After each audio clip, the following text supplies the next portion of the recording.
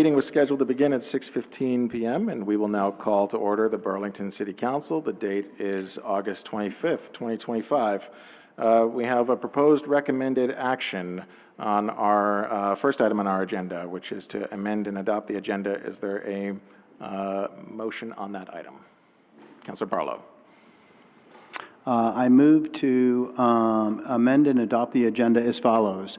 Add to the consent agenda item 3.31, communication from Kathy Fox regarding the May 2025 reduction in force layoffs per City Council President Travers. Thank you, Councilor Barlow. Is there a second to that motion? Second. Thank you, Councilor Singh. Any discussion on that motion?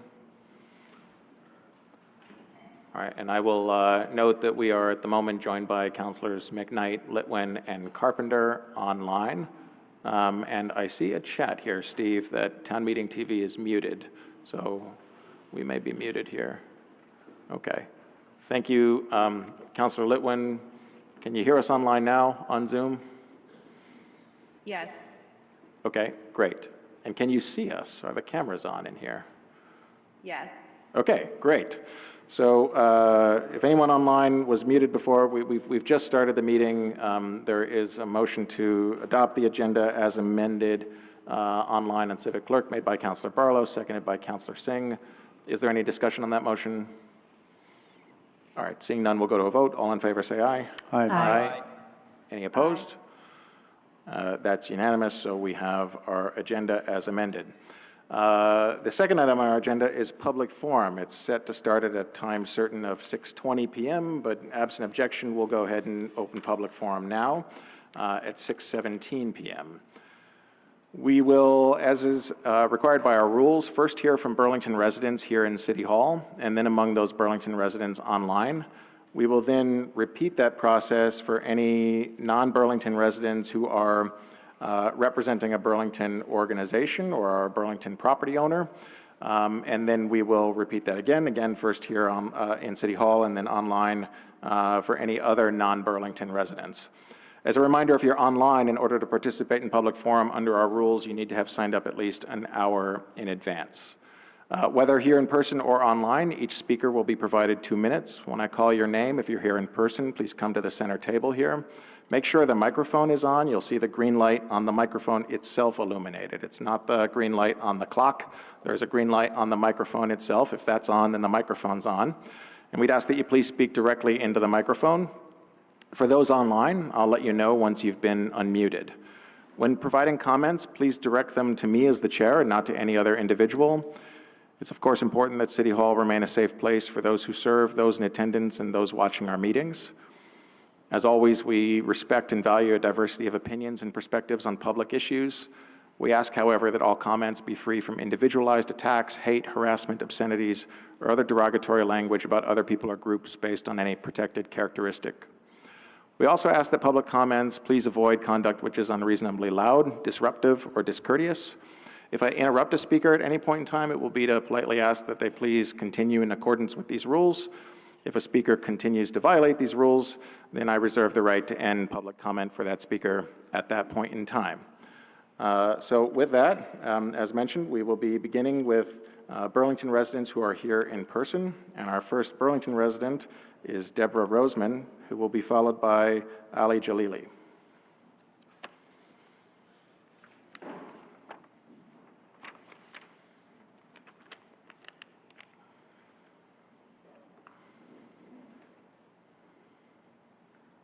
Thank you. Sorry, I don't think it's on, actually. I have a green light. Oh, can you pull the microphone closer to you? Okay, is that better? Oh, I'm sorry. Can you use the other microphone? Okay. Is that one better? That's much better. Thank you very much. So my name is Deborah Roseman. I live on 88 South Union Street, which is in between College and Bradley. So right across the street from what was the city market parking lot. And I just want to talk a little bit about the downtown safety and the movement that's sort of been referred to as the Lead with compassion movement. I would just like to make that, my feeling is that safety should be considered compassionate for all of those of us who live here and for those who have businesses here. What I don't think is compassionate is open drug dealing, which I actually witnessed today while I was at Ace Hardware, along with the Ace Hardware person. Open drug use and the aftermath of such, which is people that are not doing well, that are just in the street and on the sidewalks.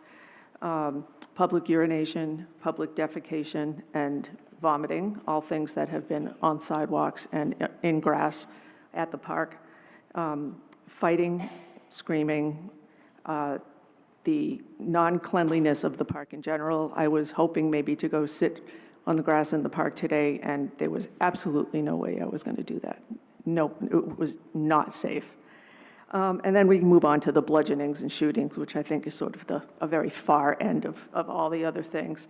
I think that some of the things that can be considered compassionate are listening to your constituents, listening to their fears, listening to how they feel about the city themselves, and to be able to work with the police and with Howard Mental Health, possibly having to escort people against their will to treatment, and to make Burlington known as a place that's not a great place to come for you. So thank you very much.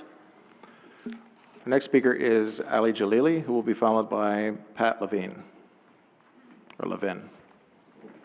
Hi, thank you. My name is Ali Jalili, and I am frustrated by the lack of action by our city government to halt and hopefully reverse the decay of our downtown core, the economic and social hub of our city. I am frustrated that the city is unwilling or unable to enforce thoughtful and fair ordinances that were created to help us maintain welcoming and vibrant public spaces. I am frustrated because I can't walk up from my home through downtown without passing dozens of people clearly in violation of these ordinances. What good are ordinances that are not enforced? Do we really not care if people urinate in public, defecate, litter, openly shoot up drugs, fight, yell at passersby, sleep on the sidewalk with their possessions, spray graffiti? We have ordinances against these behaviors because previous councils have reasonably decided that if we allow these behaviors, our quality of life declines. I am here to urge the mayor and the council to restore the economic and social health of our city by enforcing these ordinances. This does not mean that we stop caring for the afflicted among us. Please continue all your efforts to help these individuals with housing, rehabilitation, and counseling. But we can do these things and maintain a welcoming and pleasant city for the rest of us and our tens of thousands of visitors. I know firsthand that it does not have to be this way. I travel a lot. I was recently in Saratoga Springs, New York. I was in Madison, Wisconsin. I was in West Hartford, Connecticut. Each city has a bustling downtown core full of shops, restaurants, and public spaces. In all these cities combined, I could count on my fingers the number of people I saw who seemed unhoused, and I saw 0 people injecting themselves with drugs or suffering a mental health crisis. I don't know what these cities are doing right, but I urge you to contact your counterparts in these cities that do not seem to have our problems and ask them, what are they doing differently? My guess is that one thing they are doing differently is enforcing their ordinances against unwelcome behaviors. Thank you. Our next speaker is Pat Levin, who will be, and sorry, if folks could, please hold their applause. That's a rule that we generally enforce here. Folks can give silent appreciation one way or the other, but if folks could please hold any applause. Our next speaker is Pat Levin, to be followed by Scott Lowe. Hi, you've heard the problems. They're big. I wonder if the council or anyone in the administration has asked for special help from outside that is different from what's happening, which is clearly not working. I'm a Vermont native. I've lived in this city for 25 years, and I've lived close to this city for 60. This city is being killed. That's it. Thank you. Our next speaker is Scott Lowe, who will be followed by Sherry Campbell.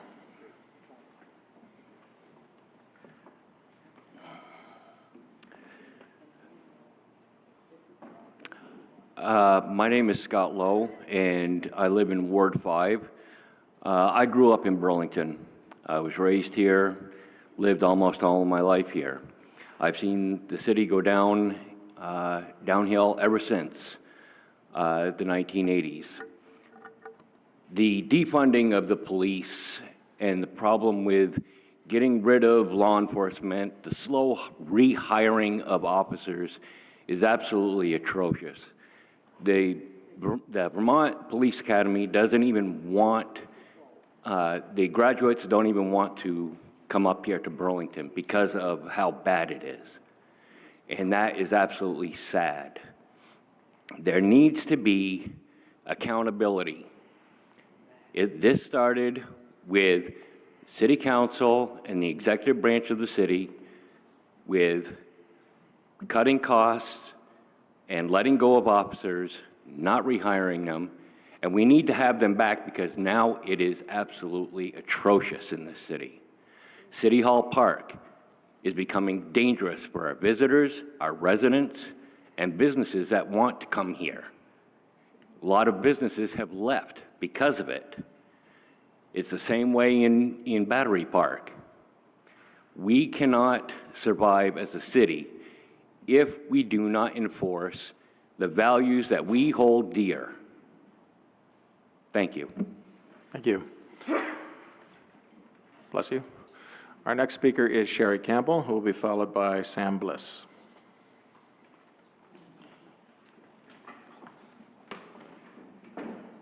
Thank you.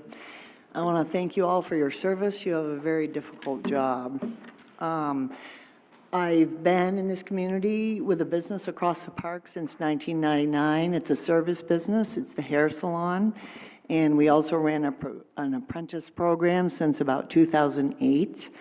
And I am here asking for help by adopting the 4.5 resolution for City Hall Park safety.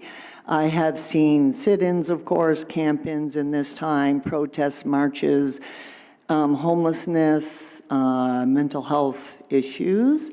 But what we're seeing now is in the last 12 months, I've lost 80% of my staff.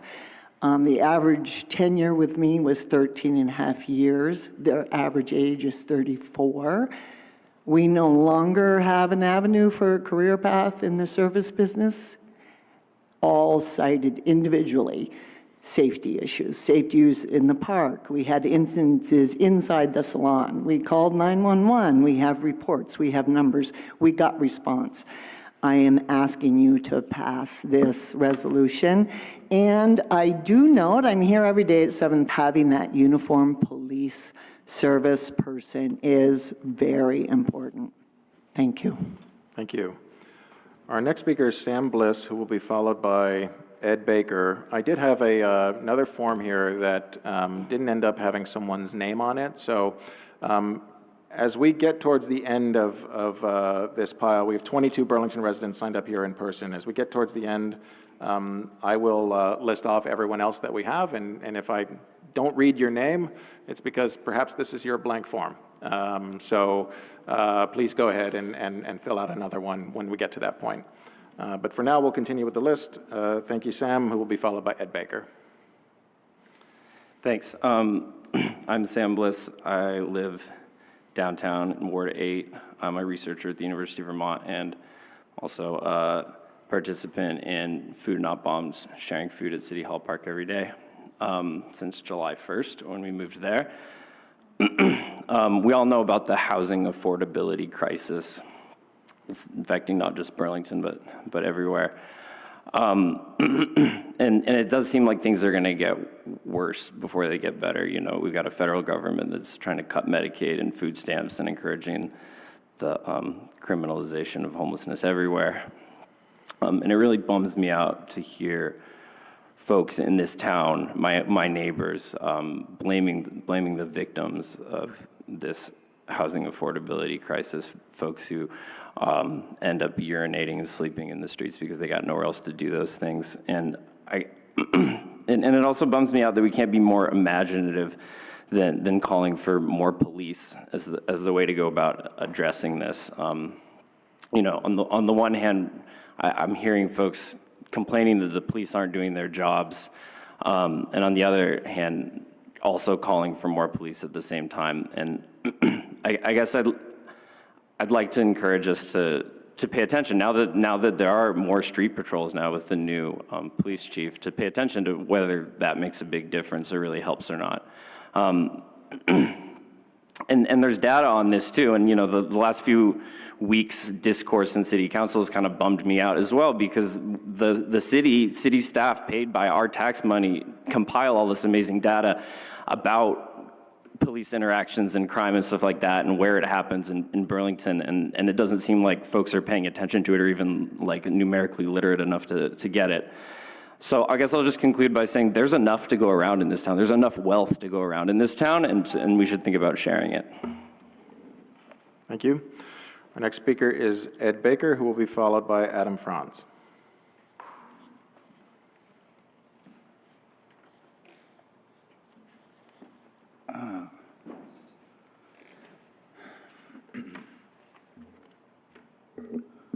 Okay, well, thank you. I'm Ed Baker. I'm a resident of the New North End, and I'm here to make a few points. So first of all, I want to thank you all for your life's work.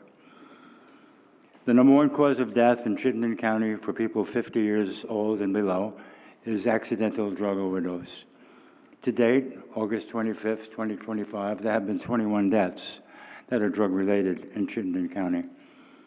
Burlington needs an overdose prevention center, not only because we save lives, but because an overdose prevention center succeeds in engaging the people that engage in the behaviors that this group is most concerned with now. An overdose prevention center will engage people, will help them, will motivate them, will give them a safe place to find different directions in their lives and help them to pursue those directions. They are part of the solution, and this is beyond doubt. We have the support of legislation. We have the funds. We have the Department of Health guidelines. We have the ideal provider, Vermonters for Criminal Justice Reform, or the Downtown Health Project. We have the will of the mayor and her office. We have a population in need that has said they are motivated to use an overdose prevention center. Now I ask you, and I ask you with respect, I ask you with great respect, what is the reason we are not opening our overdose center tomorrow? What is in the way? Tell me what's in the way so I can go after it. Tell us. With the emergent situation we face daily, why is this solution not taking place? Thank you, Ed. Our next speaker is Adam Franz, who will be followed by David Marr. Hello, I'm a resident of downtown Burlington, and I'm appalled about this resolution that the council is debating tonight. On July 24th, President Trump signed an executive order criminalizing homelessness in various ways and encouraging municipalities to do the same. Trump knows that he has no solution to address rising cost of living and the reality that people's quality of life is getting worse. And instead, he leans on hate to divide Americans and violent repression against us. Tonight, the council majority takes note from this agenda. Most importantly, it encourages police to serve no trespass notices to those sleeping inside of the park. However, one imagines, what is the solution? Are folks just supposed to move from the garage to the park and then from one place to the other? No, there is no vision for how this city is going to address the actual problems contributing to what we see in the park and across this city. The council majority has no solution to address the problems in Burlington. Freezing the rents, fast and free buses, social housing, That's not on the agenda today. Instead, we are stuck here with this resolution that will do nothing except make everybody's lives worse. I hope that I am wrong and that the council changes paths, but I implore all councilors to repudiate Trump's agenda and embrace real solutions to the crises affecting Burlington. Our next speaker is David Marr, who will be followed by Lawrence Saywell, sorry. Good evening. My name is Dave Marr. I live in the New North End. I live in the area for at least 50 years, I think. As you have probably noticed, City Hall Park has become a major hotspot for lawlessness, drug abuse, and other bad behavior. It has gotten to the point where many people are afraid to enter the park, let alone stay and enjoy it. But there are solutions. As a starting point, we need to enforce the current rules and regulations, including hours of operation, use of illegal drugs and alcohol, and smoking. Now, some of you are probably thinking that rather than enforcing our rules, we should get to the root of the problem by creating more affordable housing and addiction treatment services. Well, we need to do that too. But no one, and I mean no one, benefits when we tolerate lawlessness and rule breaking. This just encourages more bad behavior. We have these rules for parks so they don't become magnets for criminals and people who exhibit threatening behavior. We have relaxed enforcement, and now look at what's happened. So let's enforce our rules and start cleaning up our city. Thank you. Thank you. Next speaker is Lawrence, and sorry to have gotten your last name wrong, Lawrence. And our next speaker after that will be Ajay Malhotra. And sorry if I got that wrong too. Hi, my name is Lawrence Saywell. I am a Vermont native, and not just in the sense I'm fortunate to have been born here. My ancestors come from here. And what I have to say is that the energy in this room, the fact that we are all so indignant about the issues we see in our beautiful city is promising, but we need to redirect that anger towards actual solutions. We cannot just gesture at criminality without addressing its root cause. I study public health science because I want to improve the living conditions of all people, and I want to take we should take an evidence-based approach in addressing these problems. And that does not mean criminalizing the symptoms without treating the cause. This resolution seeks to criminalize people for the circumstances that they happen to find themselves in. What we need is not punitive action. We need rehabilitative action. We need affordable, high-density housing.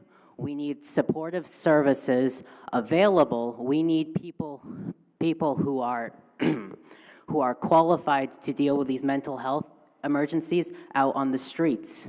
I know what it's like to be out on those streets. My mother and I resided in a domestic abuse shelter for much of my early years, and it is not great. We need to have these resources to help people transfer into safe, stable situations, and I don't see this as building to that. Thank you so much. Thank you. Our next speaker is Ajay Malhotra, to be followed by Trevor Smolin. Good evening. Thank you for the time, and you did a pretty good job with my name. Okay. Second time, at least. So I live on Lake Street, and we moved here about 10 years ago, and the changes that have happened in Burlington are pretty startling. At the same time, a lot of people have spoken about what is sort of wrong, and some people have leaned left and some people have leaned right. I want to say that I have friends on both sides, and sometimes it feels that we are living in two different universes. Talk to the right-leaning people, and the homeless problem is all because they are nasty people, and we should just enforce, and I don't know where they will go. And talk to the left-leaning people, and they're all victims of societal problems, and it's not their fault. And as so many things, probably the truth is somewhere in the middle. And that, I think, is the central problem, is that both sides have to let go of some sacred cows. Sometimes the right insists that if we provide any services, it has to come with conditions. Well, like it or not, overnight, a homeless person who has lived on the street will not become an upstanding member of society. But the left has to understand that there are some people who need more enforcement. So while I may not have a solution, I just say that somehow we have to come together. And I think I'm almost out of time, but Houston, Texas, as the New York Times article showed, can offer a way as to how we can come together, give up our sacred cows, and maybe have a solution. Thank you. Thank you. Our next speaker is Trevor Smolin, who will be followed by Charles Messing. Hold on, guy.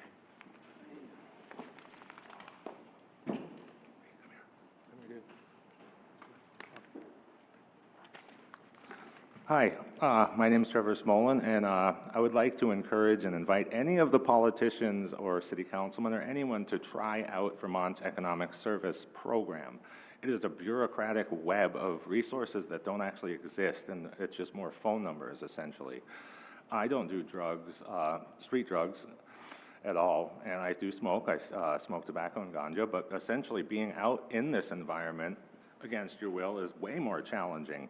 And I believe Vermont has an opportunity, being a small enough state, to lead in the homeless problem. Let's be a solution and show the rest of the nation that it's solvable. We were the first to abolish slavery.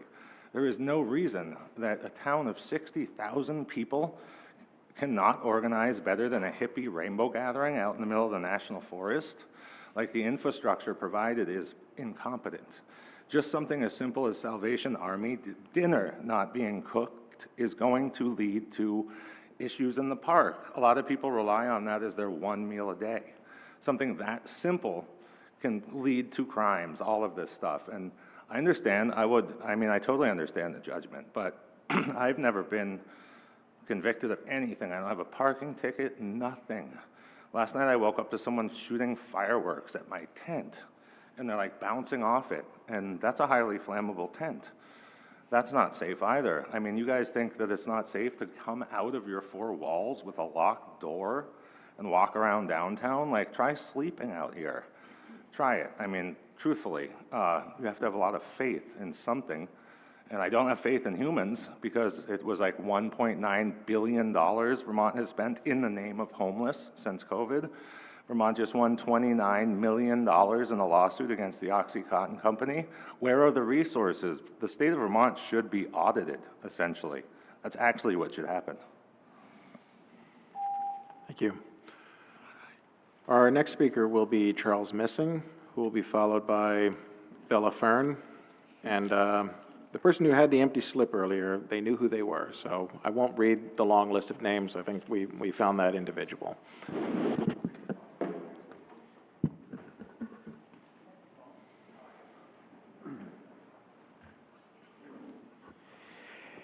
Hello. I haven't been here for quite a while. I thought you were him. That's why I was looking at you, and you were going, who? Hi. There are two main things I'm thinking of. One, I belong to the Council on Aging, and we are an advisory group, and we're trying to make things better for aging people. And what I say is primarily fix the sidewalks, because anything you put up, they will not see, because they're staring at their feet to make sure they don't fall down. They're in terrible shape. Now, back to the park. I think that the rest of the people, so to speak, who are not in the scene that we're complaining about, we should just have the other side of the park and just tell them to stay on their side. And the city has been playing what I call whack-a-mole for a decade or more. When I left New York City in 1984, it was already this bad. So I have a different perspective on it. than most people here. I think it's absolutely vital that we find a way to keep the 11 bus. There is no bus to the hospital or the airport. And if we want to keep cars out of town, there must be a bus that goes to the hospital and the airport. Walking a few blocks will not do for the older people. Thank you. Thank you. Our next speaker is Bella Fern, who will be followed by Ryan Nick. Hello.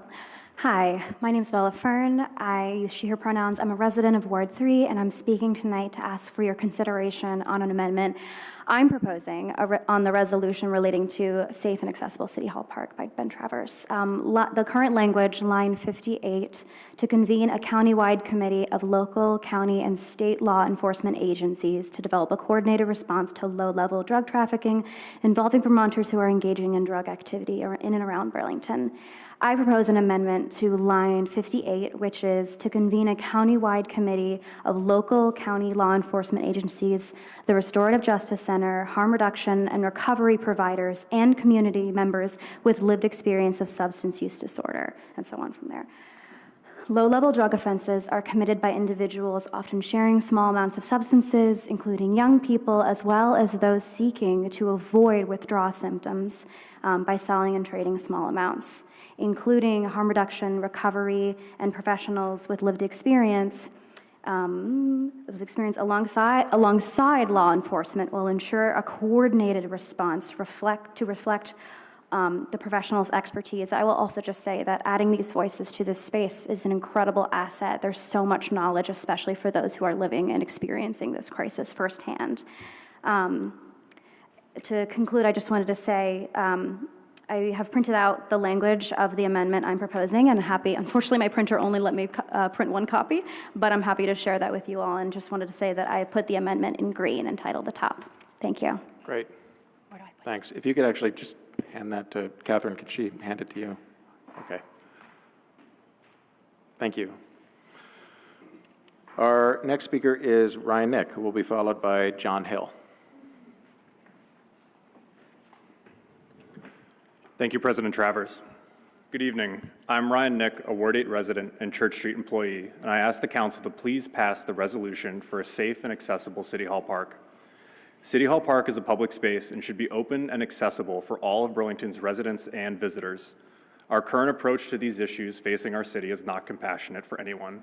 We have statutes and ordinances that we do not enforce, new victims are reported every day, and there seems to be no support or empathy for the people who have genuinely negative or hurtful experiences. This weekend, a naked man defecated in his hand and smeared it on our storefront. I'm just thankful he didn't have enough to finish the phrase, "Welcome to Church Street." Right now, it seems the policy of the city is that you're allowed to sell drugs 100 feet from where we are sitting. The only constituency that is thriving downtown are drug dealers. Everyone else is suffering. This is what the public has come to expect of us. If you want to change that, we must act now, and passing the resolution before you tonight is a good step in the right direction. Every day I walk around City Hall Park and see firsthand the harm that we are allowing to happen to our city's most vulnerable neighbors. We are not helping these people, and anyone who says that this is compassionate is not seeing the truth. The current systems we have in place are failing us. Beyond this resolution tonight, we need to work with the state legislature, the judicial system, and the governor to create a better system to help those who are in desperate need. A system that is truly compassionate, not indifferent.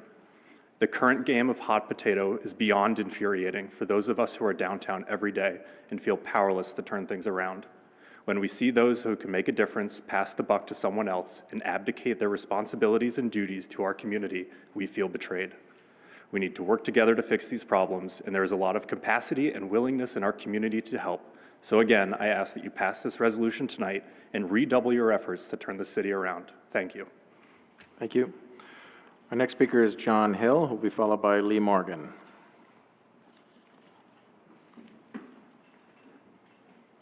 This one? I think either one's working now. So I live on Lake Street, and every night around 9:30 to 10, motorcycles ride up and down the street making a lot of noise. So I'd like you to put a stop to it. I think there's a noise ordinance that should be enforced. And the second thing I want to mention is my truck was vandalized in Oak Ledge Park. I reported to the police on 2 occasions, once on June 3rd and once on June 10th. And I went to the police station and handed them photographs of the person who did it and the license plate of the car they drove off in. I looked tonight in the incident report online, there was no mention of that. So I'd like, you have my name and phone number there, I'd like somebody to get in touch with me and resolve this. Thank you. Our next speaker is Lee Morgan, who will be followed by Matthew Veens. Hello, my name is Lee Morgan. I live in Ward 3. Let's talk about police. We have a new chief, and in just a short time, he has increased downtown patrols to 160% what they were. But here's what gets left out when we talk about numbers. In the 2022 City Hall Park murder, state police were less than 500 feet away. In the recent murder, police were less than 300 feet away. So what are we really saying when we say more police? Are we talking about 200%, 300%, officers every 100 feet, every 50 feet? And why are the unhoused being targeted in response? Unhoused people were not involved in these incidences. In fact, the perpetrator of the 2022 murder was a business owner. Why is there no scrutiny on that community? Instead, here's what does deserve scrutiny: the record of the Democratic caucus. Much of what follows happened in the last few days. Violating the First Amendment by deleting critical comments on social media. Equating support for Palestine with anti-Semitism. That happened just a few hours ago. Promoting being armed downtown. That's been going on for over 2 years. Making up data about the unhoused. That happened very recently. Taking dollars from genocide deniers. Elevating voices of transphobia and xenophobia to boards and commissions. That's happening tonight. Until these deeds are addressed, resolutions like the one on City Hall Park are nothing but distraction. Thank you. Next speaker is Matthew Veens, who will be followed by, there were a couple folks who filled out non-Burlington resident forms for Burlington property owners or organizations, but I believe I know these individuals to be Burlington residents. So our next speaker after Matthew will be Fareed, and then followed by Carol Livingston. Matthew, sorry if I got your last name wrong. No, you got it correct. Thank you. Great. Yeah, thank you for allowing folks to speak tonight. Matthew Veens, I live in Ward 6 and have been a longtime resident here in Burlington. I appreciate a lot of what has been said from various people here tonight. I just want to voice the concern that folks who support the resolution seem to be painted too easily as political extremists, and I think that that is absolutely not true. I don't consider myself a political extremist. I consider myself very middle of the road, and the fact is that we as Burlington citizens, as property owners, taxpayers, renters, have a right to expect that the laws and ordinances of this city be enforced. And it's not a demonstration of a lack of compassion to expect that people be held accountable. It's not a lack of compassion to expect that people have some measure, some level of personal accountability. And I agree that along with personal accountability and law enforcement requires us to do more to try to tackle many of the problems that may be at the root cause of what we're seeing in City Hall Park and around the city, but simply turning a blind eye to those things and not enforcing ordinances that exist is not going to help the situation. So I support the measure. Thank you. Our next speaker will be Fareed, to be followed by Carol Livingston. And just a quick note here, if whoever's controlling the Zoom could promote me as a panelist, because we're approaching our Burlington residents online, and just want to make sure I can share my screen. Thank you. Thank you. Burlington is beautiful. It's still beautiful regardless of all the problems that we heard. A lot of this problem that we heard is seen in other cities. Since the pandemic, I've visited many cities in different countries, and you see the same social issues, the same problems that people are experiencing after the pandemic, which includes homelessness, poverty, drug abuse, and all this stuff. What's beautiful about Burlington is we actually have people actually helping other people. Not government, but Burlington citizens who are helping others who are less fortunate. And I doubt that increasing the number of police is going to do anything. We already spend $27 million every year, and this is what we're getting for what we're spending, this feeling of unsafe. And what about how much have we spent on housing people and feeding people? I think it's hard for me to have hope in this kind of forum. We all know, you can't really do anything within 2 minutes. So I want to invite everybody on behalf of the mutual aid groups in Burlington to come to our People's Potluck. Tomorrow at City Hall Park, we've been having this every Tuesday. It's good food. I know you all have had some of our food and you like it. So it's going to be good. So let's have conversation and talk to people who are going to be on the receiving end of your policies and not limited by this 2 minutes format. How about we come together and talk to each other like people.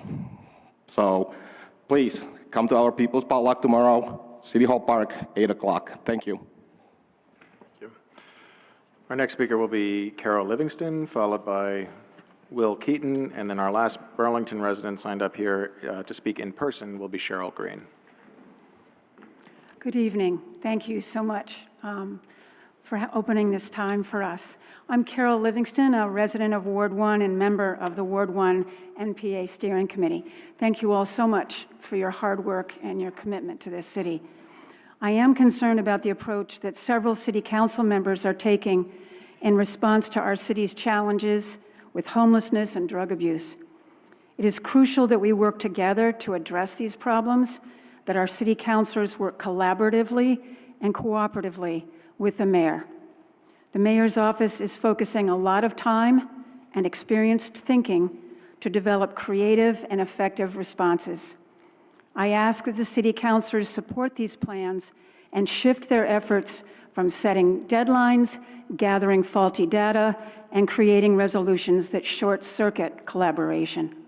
Please use your limited time and resources to work with the mayor's office on their responses and to pressure state officials to support this work in Burlington. Thank you. Thank you. Our next speaker will be Will Keaton, and then again to be followed by Cheryl Green.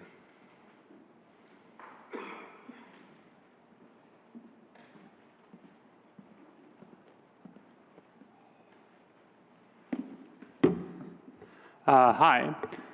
First of all, I just want to say that people are homeless because of the crime of not being able to pay rent to a landlord and not being able to sell their labor to the business class, and being unhoused and barred effectively from housing, employment, the basic necessities of life is punishment for that. It's so just baffling hearing some of you talk, because I just don't know what you expect to happen when the state evicts thousands of families from the motels into the streets. What do you think is going to happen? Second of all, it's just not true that the police were defunded. The police cap was lowered, and police quit in mass because of the inept practices of John Murad, who is now the, I guess, official police chief, after doing whatever he was doing for so long. I don't really know why he is even here still, but so it goes. Yeah. I think in a better world, a lot of you would not have any power or ability to decide the fate of thousands of people. But I believe the city council probably will pass this resolution because you represent the interests of landlords and business owners. So it's really sick to see you all plunge the city even deeper into fascism and a eugenics nightmare world. Really sick. Thanks. Our last Burlington resident here in person will be Cheryl Green. We'll then be turning to Burlington residents who are online, and the first Burlington resident online will be Andrea Vietz. Good evening. My name is Cheryl Green. I live in Ward 1, and this is to all of us in the room and the governor. Let's move down and out to up and strong. Governor Scott, come help make this park rock positive. Support the programs and people who lead. Come visit this city blame-free. Look for yourself. See what you see. Foot patrols, city circle, situation table strong. None of these an overnight fix, rather a researched, healthy cradle for what's gone crazy.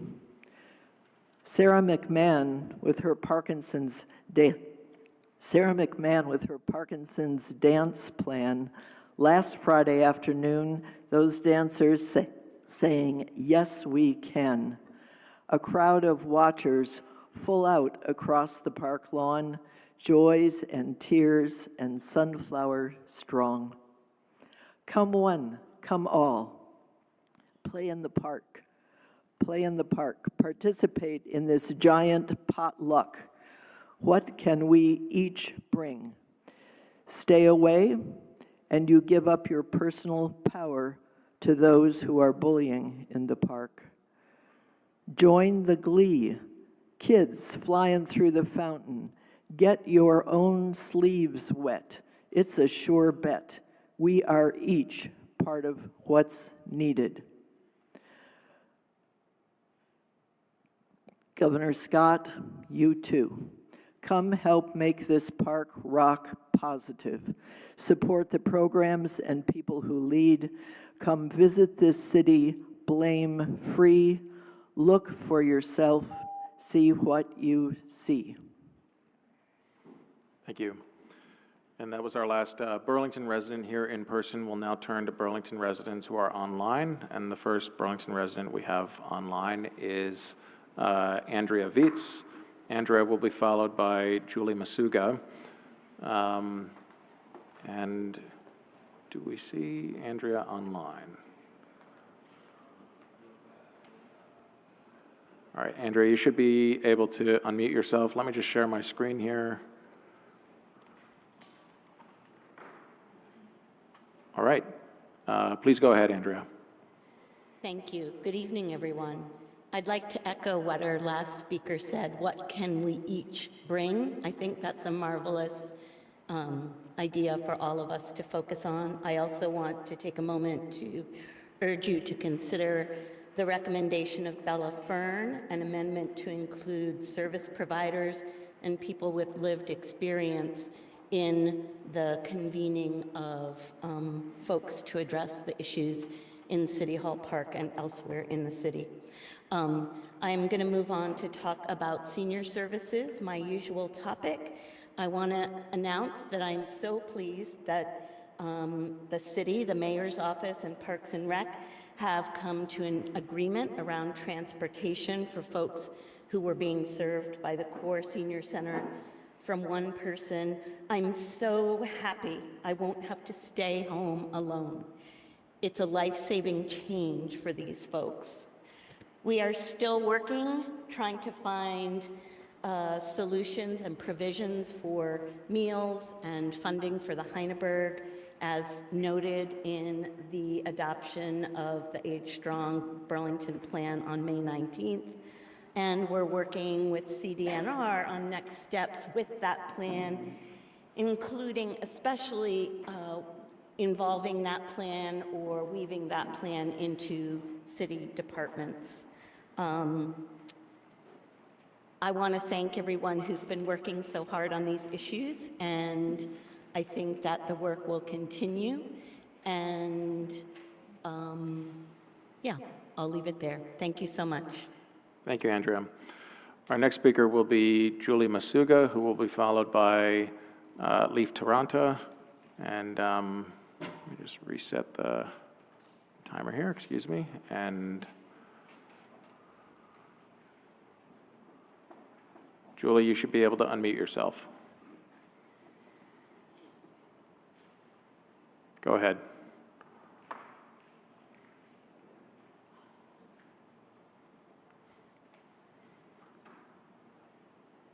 Julie, I am seeing you as unmuted, but... Okay. Is that better? Sorry. Yes, we can hear you now. Thanks. Go ahead. So one of the first couple of speakers said something along the lines of we should stop letting people sleep on the sidewalk so the, quote, rest of us can have a nice Burlington. And I just kind of thought, geez, did you stop and think before you said that out loud? Did councilors who wrote this resolution stop and think when they wrote, be it further resolved, the mayor's administration will review national best practices for new strategies not yet utilized in the city to resolve nonviolent, illegal, and antisocial behavior in public spaces? First of all, cart before the horse. The park was closed for months and months and months during renovation, and during a renovation that no one wanted. Did we stop to look at the crime statistics to see if blocking access to the park actually reduced crime during that time period? No. You're just jumping right to Trumpian tactics. Star Trek fans will be familiar with the Bell riots we seem to be on the cusp of. Second, what the heck is an antisocial behavior? I'm introverted, autistic, and sometimes don't want to be around people, but have to anyway. I called in today because I didn't have the energy to deal with a large group of people, but that was a choice that I got to make. If I came there in person, got a little agitated, and was a little too blunt, would that mean I'm going to be policed? I feel like all of this is just a repeat of what happened with Sears Lane. The Democrats on the council wait for one particularly bad thing to happen, in this case teenagers beating someone to death, and then the Dems pounce and use it as a reason to crack down and kick people out of the closest thing they have to a home. It's just demonizing homeless people all over again, with fresh faces on the council. Finally, look at the age and wealth demographics of those speaking tonight. The older, richer folks who own property are all for this increase in policing and demonization of homeless people. The younger of us know we could be homeless next.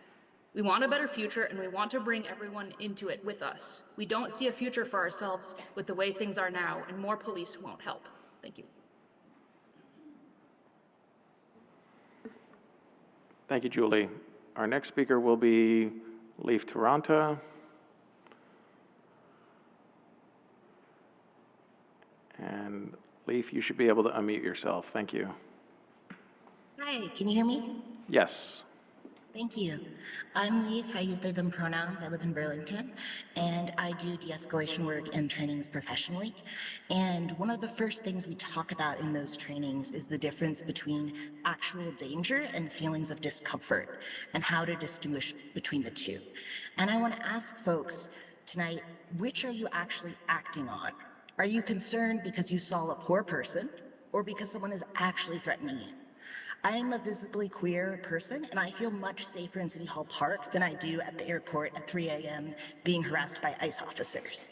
If the concern behind this resolution was safety, it would not be focusing on false solutions. The idea of holding people longer in prisons, it's not going to work. It's not legal, and there's no more room. More police are also not going to help because police are already out in force, and it's not making things better. Bringing a weapon into a situation that someone is allowed to use with impunity does not make a situation safer, and police are not actually trained to de-escalate properly. If the concern was actually safety, you would be working on actual solutions to the problems facing Burlington residents. Solutions like affordable housing, like safe consumption sites, like access to food. You would also be focusing on the actual threats to people, including self-proclaimed hobo hunters or young men from wealthy backgrounds beating up random people on the streets. Threats like ICE kidnapping and trafficking residents, and the inability of local police to control their firearms. This constant fixation on criminalizing poverty shows that you care more about the comfort of rich visitors than the lives of actual residents of the city. If you establish a curfew, people will be scattered and less safe, more isolated in corners of the city where they can be hurt by hobo hunters, by ICE, by police. You will criminalize the community members who have been doing your jobs for you for years, mutual aid folks, abolitionist safety folks, and make it harder for those people who are actually doing solutions to keep people safe at all. Thank you, Leif. Our next speaker will be Maddie Posig, and then our last Burlington resident online is Margaret Joyle. Maddie, I see Maddie's iPad on here. I'm assuming that's you. So assuming it is, you should be able to unmute yourself. Thank you. Yes, my name is Maddie, and I'm a longtime resident of Burlington.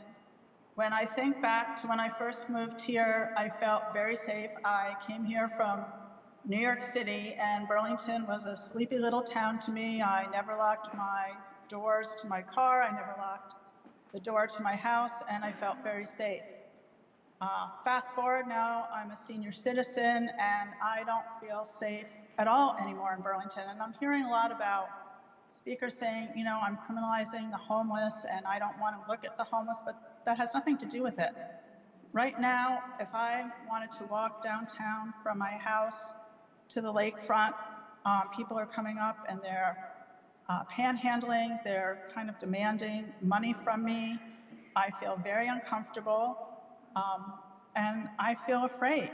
You know, fear is an emotion, and it's not something that you can tell me I feel or I don't feel.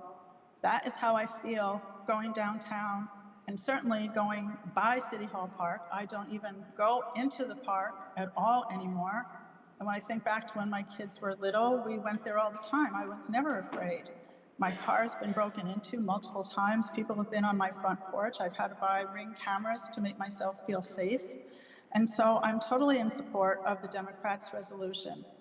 And also in listening to previous speakers, I don't understand why enforcing the ordinances that the city currently has to be mutually exclusive for finding solutions. We definitely need more affordable housing in this city. I think that's where we need to start. And I also am very concerned that there's been a lot of debate back and forth between city councilors about anecdotal evidence or data. I don't think that's the point. I think the point is you should be devoting your time to finding solutions, and I wholeheartedly support this new ordinance, and hopefully I'll feel safer going downtown. Thank you. Thank you. Thank you, Maddie. Our next speaker will be Margaret Joyle. I see a couple raised hands online. As a reminder, in order to speak online in public forum, you need to have signed up an hour in advance. I said Margaret would be our last Burlington resident online, though. Representative Brian Chena had emailed us directly more than an hour in advance to get in the queue. So after Margaret, we will turn to Representative Chena. Margaret, I do not see you online under that name. If you are online under a different name, if you could please use the raise hand function on Zoom. Representative Chena, I do see you online though, and I will turn to you, and then if Margaret Joyle joins, then we will turn to Margaret. Brian, you should be able to unmute yourself. Can you hear me? Yes, we can. All right, thank you. So this is Representative Brian Chena. I've been a state representative in Burlington for about 10 years, and I'm currently one of a handful of state legislators that have been chosen to be a National Opioid Policy Fellow. And this is partially due to my work in the legislature, but also due to my experience as a social worker. And I wanted to just share some concerns about the resolution. The resolution frames the issue as a public safety problem, but I would argue that this is a public health emergency that we are facing. With the convergence of the housing crisis with a polysubstance pandemic that we have never seen in the history of this country. And public health research shows that criminal behavior and health have intertwined social drivers. And so this resolution flies in the face of that research because increased use of force and state violence drives the very problems we are trying to solve. And so more police or more incarceration is going to create more problems. This doesn't mean we cannot hold people accountable. We need to hold each other accountable with care combined. And if we are going to increase a law enforcement presence in the public spaces, we should also be looking at 24/7 access to nurses, social workers, and other kinds of healthcare providers in these spaces. and treating this as the public health emergency it is. If we're not careful and we deploy police, we're setting those workers up for failure, and we are paving the way for Trump and Phil Scott's agenda. So I just want to caution you about that. I have faith in you all that you will work through this, and I am happy to be your partner. So please be in touch and let's work together to address this public health emergency. Thank you. Thank you, Representative Chena. If Margaret Joyle's online, if you could please use the raise hand function, we'll make sure that you're able to speak on Zoom. If we don't see Margaret, we would return here to City Hall for non-Burlington residents. And then we have 2 non-Burlington residents online who we'll turn to after this group of speakers. I do not see Margaret online, and so we will, again, now come back to non-Burlington residents here in City Hall. And the first speaker we have on that list is John Egan, who will be followed by Jed Davis.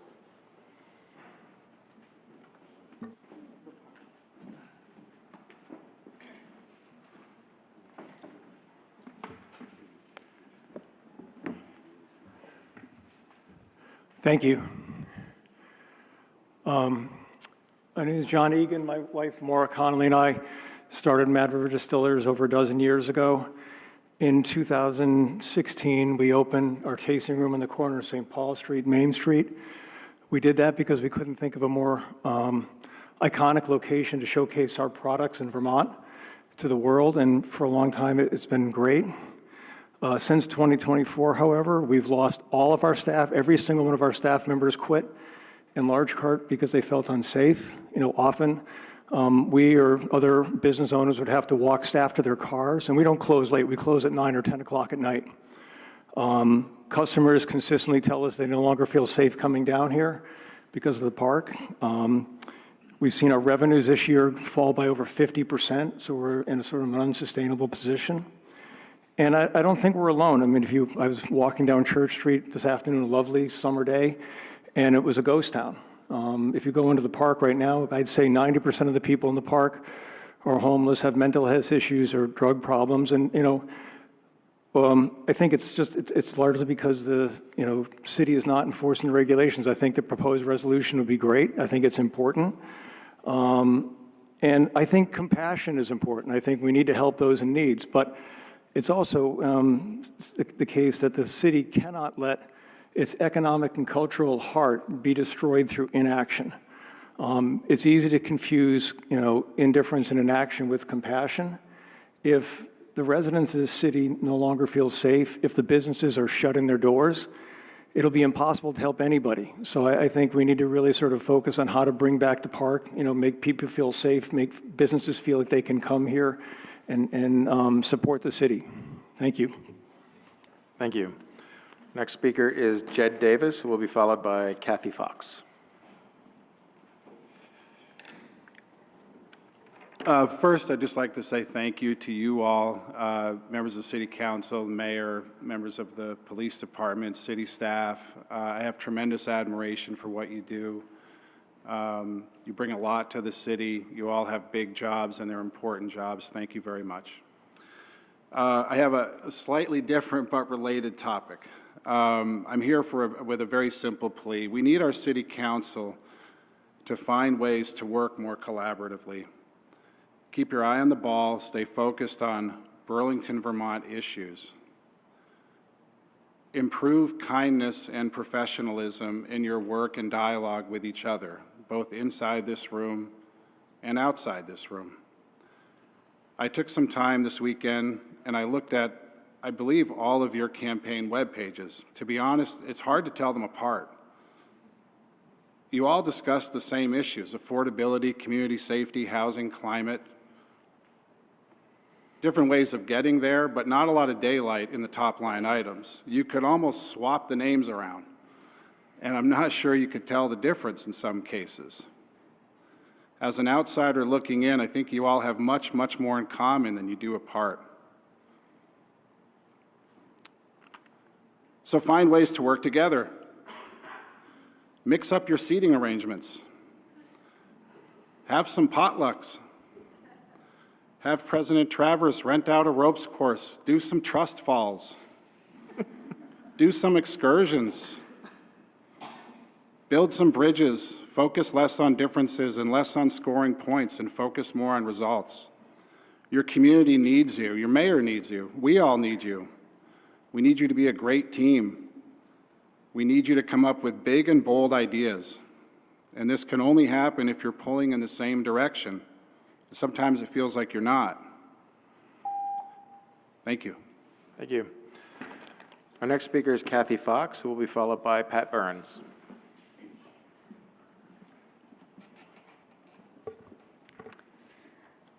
I come before the council today to express my dismay about the unnecessarily cruel treatment of the city staff who were laid off by this administration in May this year. Without addressing who was laid off or the wisdom of those decisions, I want to inform the public and to remind the council of the manner in which the layoffs were conducted. The administration has said they had no roadmap for how to conduct the layoffs.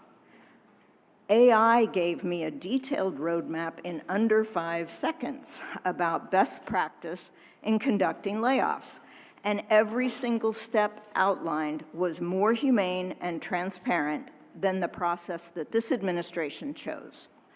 In fact, one of the first things they suggest as best practice is to pay attention to the human impact of the layoffs to ensure that the people affected can maintain their dignity and that remaining staff can feel good about their employer. But if there is no roadmap, why not default to treating people with respect and compassion? Why wouldn't the administration recognize those laid off for their decades of service and thank them for their contributions? How could it not feel personal when that was not done? Some of the folks worked for the city for 20, 30, even 40 years. This process was the antithesis of progressive values and pro-labor principles. People with seniority were targeted for dismissal and treated with utter disdain. Many were marched out of the building after decades.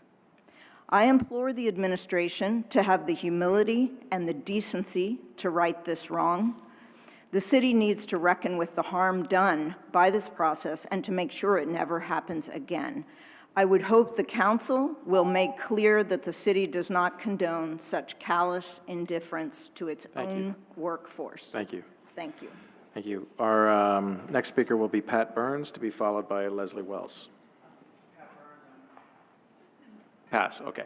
Thank you, Pat. Our next speaker then is Leslie Wells, who will be followed by Brian Clifford.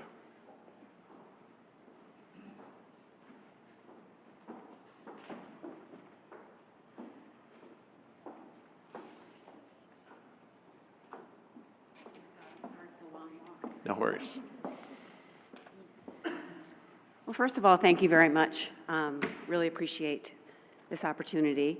I really just want to talk a little bit about the fact that I'm a business owner in Burlington, have been for 13 years, own 2 restaurants in downtown Burlington, and we've really had a lot of concerns about the drug dealing that's been going on all around us, as well as drug use.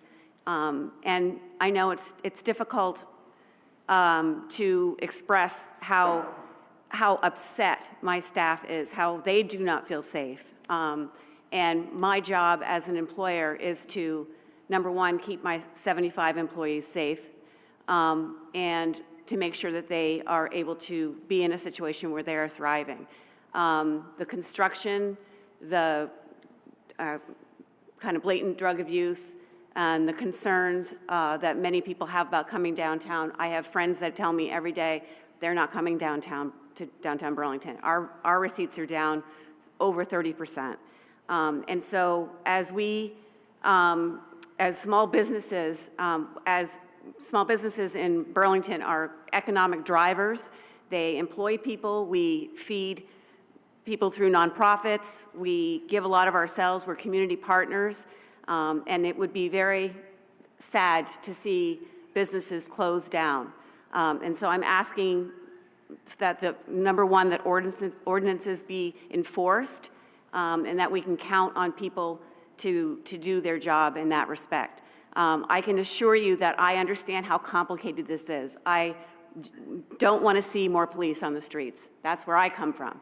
And so asking for this to happen, asking for the ordinances to be enforced is difficult for me because I do not want to see more police. What I do want to see is that we come together and work together to make Burlington a safe place to be and return that to a safer place to be. Thank you. Thank you. Our next speaker will be Brian Clifford, to be followed by Austin Davis.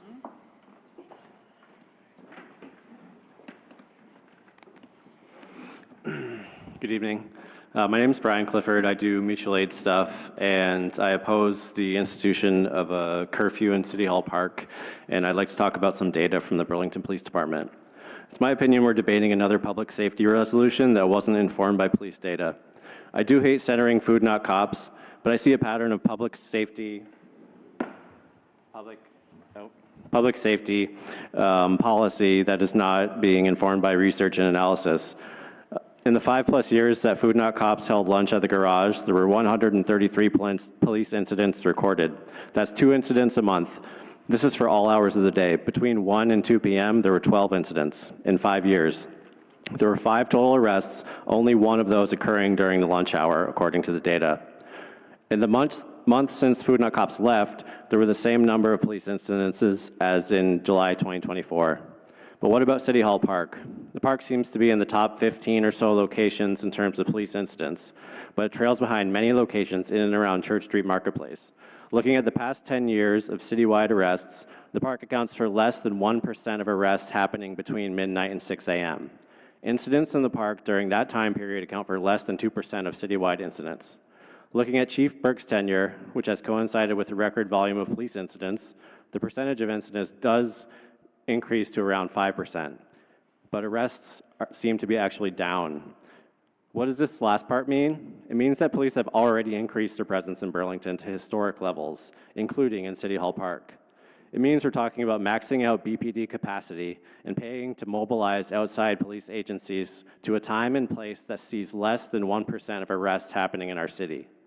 I understand that terrible and scary things happen, and people are afraid, and that's totally valid, but we need to amend out this curfew and focus on non-police responses to our problems.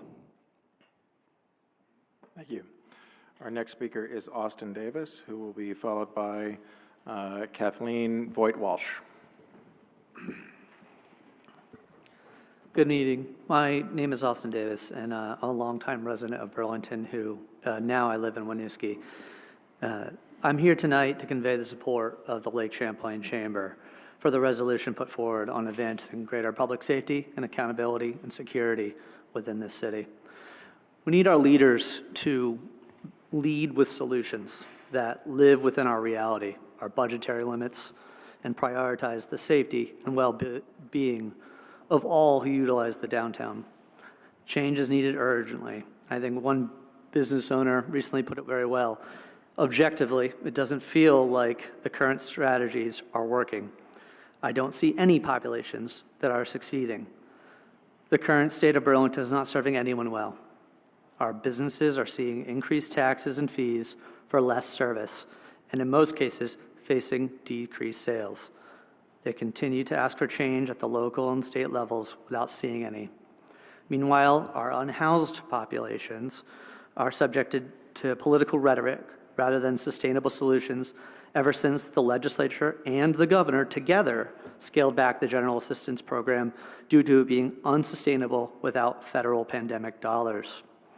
Our populations dealing with substance misuse is being left to be preyed upon by drug traffickers. We see daily open-air drug deals, and our current way of addressing this is not compassion, no matter what someone tells you. Victims of crimes are subjected to repeat harassment in the name of criminal justice reform. Burlingtonians are losing their community gathering place, and as is everyone in the greater region of this state. A place that previously has received awards as an amazing public space. The solutions proposed by the City Council President, including a stronger and more visible safety presence, new accountability tools, and state coordination, are a good start. Thank you. Thank you. Our last two non-Burlington residents here in person will be Kathleen Voigt-Walsh, to be followed by Sue Ugeti, and then we have two non-Burlington residents online, which we'll turn to, but Kathleen, we'll start with you. Good evening. My name is Kathleen Voigt-Walsh, and I live in Winooski. I happen to be someone who tries to do her small part by helping make peanut butter and jelly sandwiches on Sunday morning and helping people get coffee on Sunday morning who are unsheltered. I'm here because, for two reasons. It troubles me that this resolution led with the punitive rather than the compassion that I can see comes through so many other times. So you have tried to do compassionate responses. I hope you will double down on those efforts. Safety must be for all people. There is, I don't want to use the word scapegoating because it rings up red flags, but you have to look at people. They are people. Those people that are being blamed are people, and they hurt. And we need to bring our compassion forward to the solutions. Now, I heard so many wonderful things. I think that we need to talk about values, your values, the values of this city, the values of this state, the values of the Democratic Party and the Progressive Party, and probably a lot of Republicans too. And that would be that human beings matter. So Vermont must take care of its own people. I'm going to run out of time, but I have some literature for you. It's the presidential executive order on homelessness and some literature from the Southern Poverty Law Center about its impact. The other main reason I came is because the truth of it is solutions are being promulgated, but they're not being implemented. And I'm talking about the OPC, the Overdose Prevention Center. It's all now. We need it now because it's the kind of solution we need. Thank you. Our last non-Burlington resident here in person is Sue Ugeti, and then the two non-Burlington residents we have online are Julius Higgins and Ziva Chasen.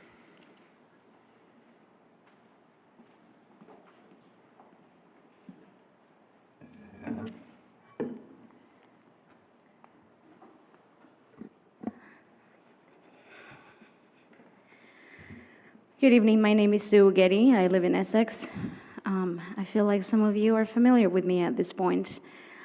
I would like to talk about my experience of growing up in a country in which homelessness is treated kind of like managed with tactics kind of like some entities do with people that they don't desire in the area where they would like to live. They call that ethnic cleansing. In Colombia, where I'm from, they call that social cleansing. Just cleaning up the areas so that some people feel more comfortable and less afraid, which again, it is a feeling and it is valid, but that is not a reason to dispose of people. And I want to call to your attention that some of the rhetoric, the language that is in that resolution, to me, from my eyes, from my lived experience, is social cleansing. And I really implore you to think about what that means, especially in the times that we live in with the administration, the federal administration being what it is, and the fact that once we start introducing a certain force, it usually doesn't go away. So by increasing the numbers of police, which are sometimes very helpful, thank you for what you do, it actually normalizes the presence of officers in our city, and it makes people accustomed to that in this very scary time, especially for people who are, like me, immigrants. And so just really think about the fact that while it might not feel like what you're doing is social cleansing, it is. Thank you. As mentioned, we have two non-Burlington residents signed up online, Julius Higgins and Ziva Chasen. I do not see either of those individuals under those names, though. If you are on Zoom under a different name, if you could please use the raise hand function. Also, we had Margaret Joyle online, or signed up earlier and did not see that. I do see someone under the name 49 who just raised their hand, so I will allow you to talk. If you could just identify if you're one of those individuals who I just named. And you should be able to unmute yourself. I'll go ahead and get the timer started. Hi, my name is Julius Higgins. I've worked on the same block downtown, excuse me, for the last 25 years. It's gotten progressively worse. Our office now has an alley attached to it. We're about a block from the park. Daily, there's people shooting up and smoking crack that we have to ask to leave. This has been going on for 3 or 4 years. It's really heartbreaking to see. I do hope that you can start to enforce drug laws. There's a lot of public intoxication. I've personally had to call the 911 for overdoses 5 or 6 times in the last few years. Just the other day, I saw someone passed out in garbage. They were a teenager.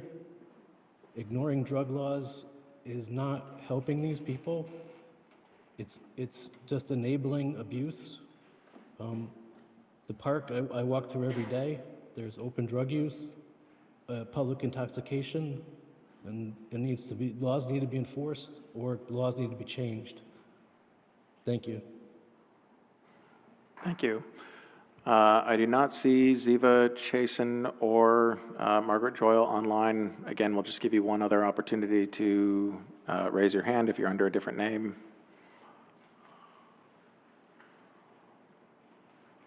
All right. So seeing no one online, we will go ahead and close public forum at 7:37 p.m. with deep appreciation for everyone who showed up here in person and online to join us this evening. The next item on our agenda is our consent agenda. We will then turn to the first deliberative item on our agenda because I know that we have some guests here with some time sensitivities from the University of Vermont. And then, Mayor, if it makes sense, after the deliberative agenda, I think we could then turn to the City Council with Mayor presiding. Okay, great. So the next item on our agenda is our consent agenda. Is there a motion on the consent agenda? Councilor Barlow. I move to adopt the consent agenda as amended and take the actions indicated. Thank you. Is there a second? Second. Thank you, Councilor Schachter. Is there any discussion on that motion? Seeing none, we'll go to a vote. All in favor, say aye. Aye. Aye. Aye. Any opposed? That is unanimous. So as mentioned, that now takes us to our deliberative agenda. And the first item on our deliberative agenda is item 4.1, a resolution welcoming President Marlene Tromp, reaffirming our outstanding partnership with the University of Vermont, and acknowledging our shared commitment to affordable, safe, and high-quality housing for students. Councilor Schachter, you were the main sponsor on this, and would be happy to turn the floor to you to introduce the resolution. Thank you, President Travers. And I want to take just a minute and welcome UVM's new president, Dr. Marlene Tromp. Please feel free to come sit at the table if you feel so inclined. I'll keep my remarks brief, and I'm happy to cede a bit of time to you as well if there's anything you'd like to share. But Dr. Tromp, first of all, welcome to Burlington. We're really grateful that you're carving out the time to be here this evening, and also that you've stepped forward to lead our flagship public university. I'm pleased to be bringing forward this resolution this evening with bipartisan co-sponsorship from all of my council colleagues who represent the university. I think it speaks to our shared commitment to collaborating positively with you and your team, and to ensuring that all students can thrive during their time at UVM and here in Burlington. So I'm going to read just a few excerpts from the resolution, and then if you want to say anything before we continue, you're welcome to. So first, The City of Burlington values its longstanding relationship with UVM and acknowledges that the well-being of our city and the university are intertwined. This is evidenced by the ways in which we collectively contribute to Burlington's economic vitality, our cultural and artistic environment, our workforce, and crafting innovative solutions to some complex challenges, which I know we've been talking about a lot already this evening. I also want to affirm our shared interest in ensuring that all students can thrive during their time at the university, including through access to affordable, safe, and high-quality housing, along with adequate resources to promote safety and well-being. So with that, I just want to say that we stand at the ready to partner with you. We're ready and eager to support your administration and ours in revisiting the 2023 Housing MOU and the fee-for-service agreement that expires at the end of this fiscal year. And so with that, welcome, and we're thrilled that you carved out the time to be here, truly. Please feel free, if you want to say any words, yeah, please feel free. Yes, thank you. Thank you very much. I'm so honored to be here. Thank you so much to the council and the mayor. Thank you for inviting me. Thank you for this kind resolution. And thank you for your service. I hope the university can be a powerful partner as you all work to solve the complex problems that we face in the city and that Vermont faces as a state. It's one of our priorities as a land-grant institution. I'm so proud to have met with our mayor already. We've had an opportunity to open conversations about many of the issues that you've mentioned, and I just feel really fortunate to be in Burlington, to be at UVM, and to have the opportunity to serve this great university, this city, and this state. Thank you so much. Thank you. All set, Councilor Schachter? All set. Okay, before moving to any other speakers, could we just get a motion on your resolution? Sure. So I move to, sorry, give me just a minute. Waive the reading and adopt the resolution? Waive the reading and adopt the resolution. Okay, thank you, Councilor Schachter. Is there a second? Thank you, Councilor Broderick. Is there any other councilor that wishes to be recognized on this resolution? Councilor Broderick, and then Councilor Grant. Thank you, thank you to Councilor Schachter for bringing this resolution to me and allowing me to co-sponsor, and I appreciate the collaboration in accepting some amendments that I had for this resolution, most importantly to me being the resolve clause stating that in revisiting the housing MOU, the City Council encourages the University of Vermont and the city to collect direct feedback from university students and staff as part of the planning process. I believe that is so important, especially when we're talking about housing, especially as this resolution talks about housing not just for undergrads, but for graduate students and staff as well. Their voices are the most important, as they will be the ones that will hopefully be able to be housed here in Burlington while they contribute to both the city and our university. Also, as a UVM student, just had my first day of classes, so. But yeah, thank you for being here, President Tromp. Welcome, and I'm very hopeful with your leadership and the collaboration with the city, not just on ensuring that students and staff have access to housing that is safe and able to accommodate their needs, but also, especially in the climate of our country and the crackdown on freedom of speech with students, that UVM will continue to stand firm and affirm its values of protecting its students. So thank you so much. Thank you, Councilor Broderick. Councilor Grant? Thank you. I have a couple of comments and then amendments. Hi.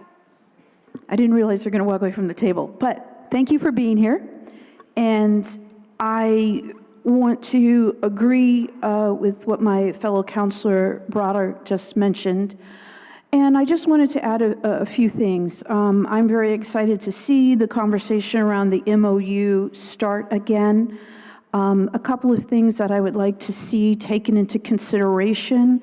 I felt the last time we were engaged in conversations, there were at times a real lack of understanding of what the housing crisis is in our city, and how it was affecting the residents in the city, as well as how it was affecting college students who were living on and off campuses. Frequently, we get communications from parents concerned about the cost of housing in our city. We also see it posted on social media where parents might ask a question, do I really have to sign a lease a year in advance before my kid moves in? It's like, yes, you have to if you want to guarantee the housing. So I really feel that it's important that there's a thorough understanding of what has changed here the last few years. Also around graduate numbers, I believe that is extremely important. UVM had the goal and reached the goal of being a top-tier research university. So part of meeting that goal is to bring on more graduate students. So when we're looking at the numbers of enrollment, in addition to undergraduate, we have to have the graduate numbers, and I hope there will be consideration for that.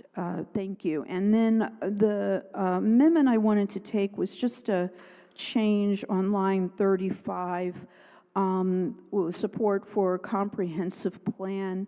It's limited to Burlington's East End, but I really think it should be for Burlington's neighborhoods. All of Burlington's neighborhoods are affected by the students that live off campus.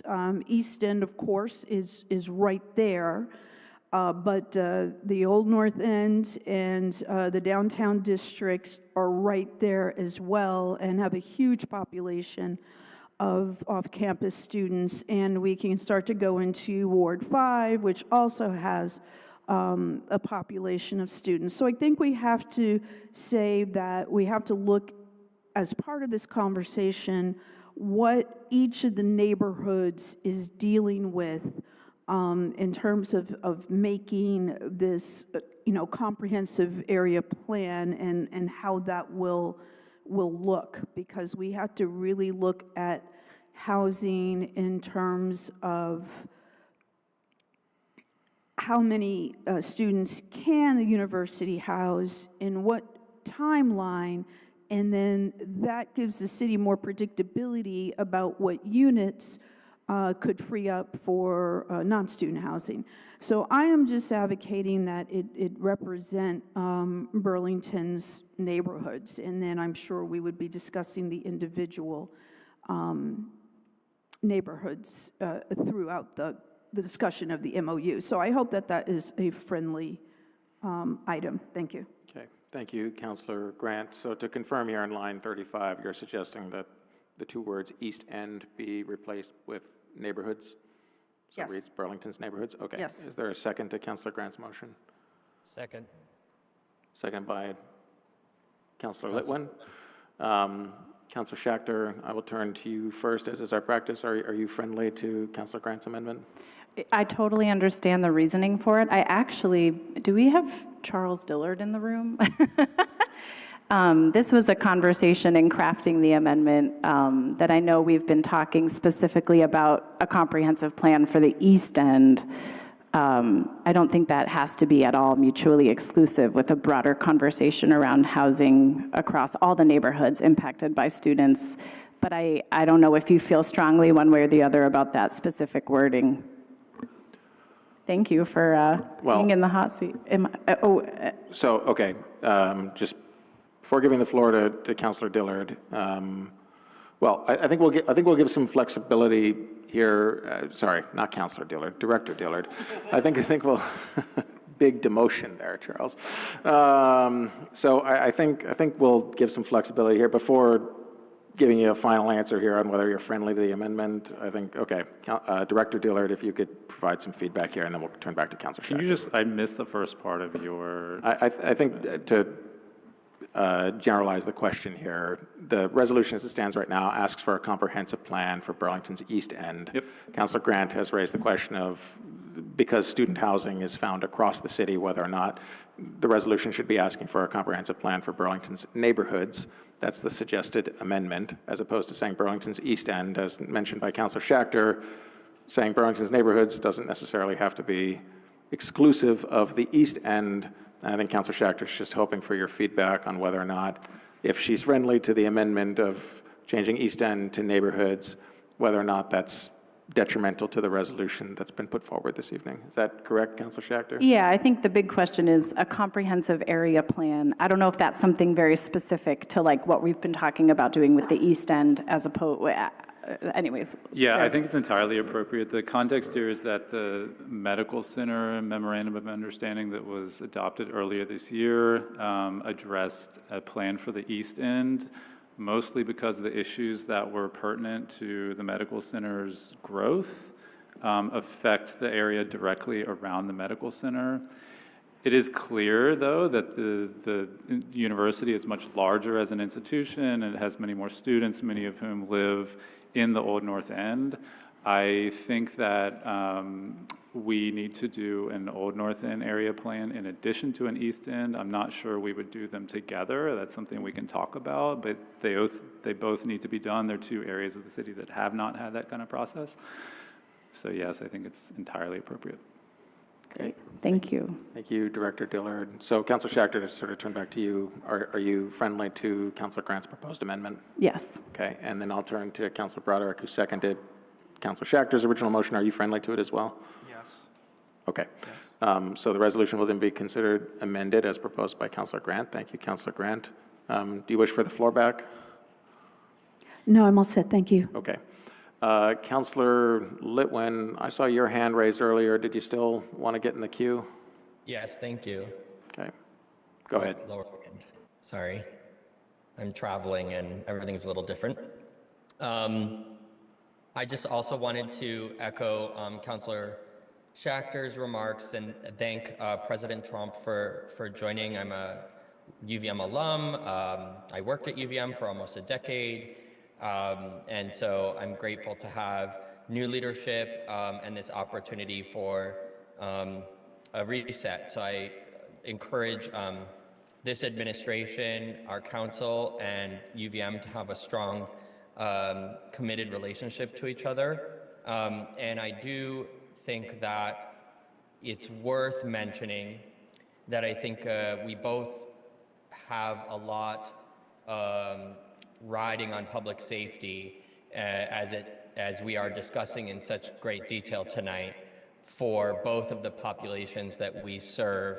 And I was struck by most recently an article about, I believe it was a UVM student whose apartment was robbed, and she then continues to have the person who robbed her apartment return to the apartment, which is incredibly frightening.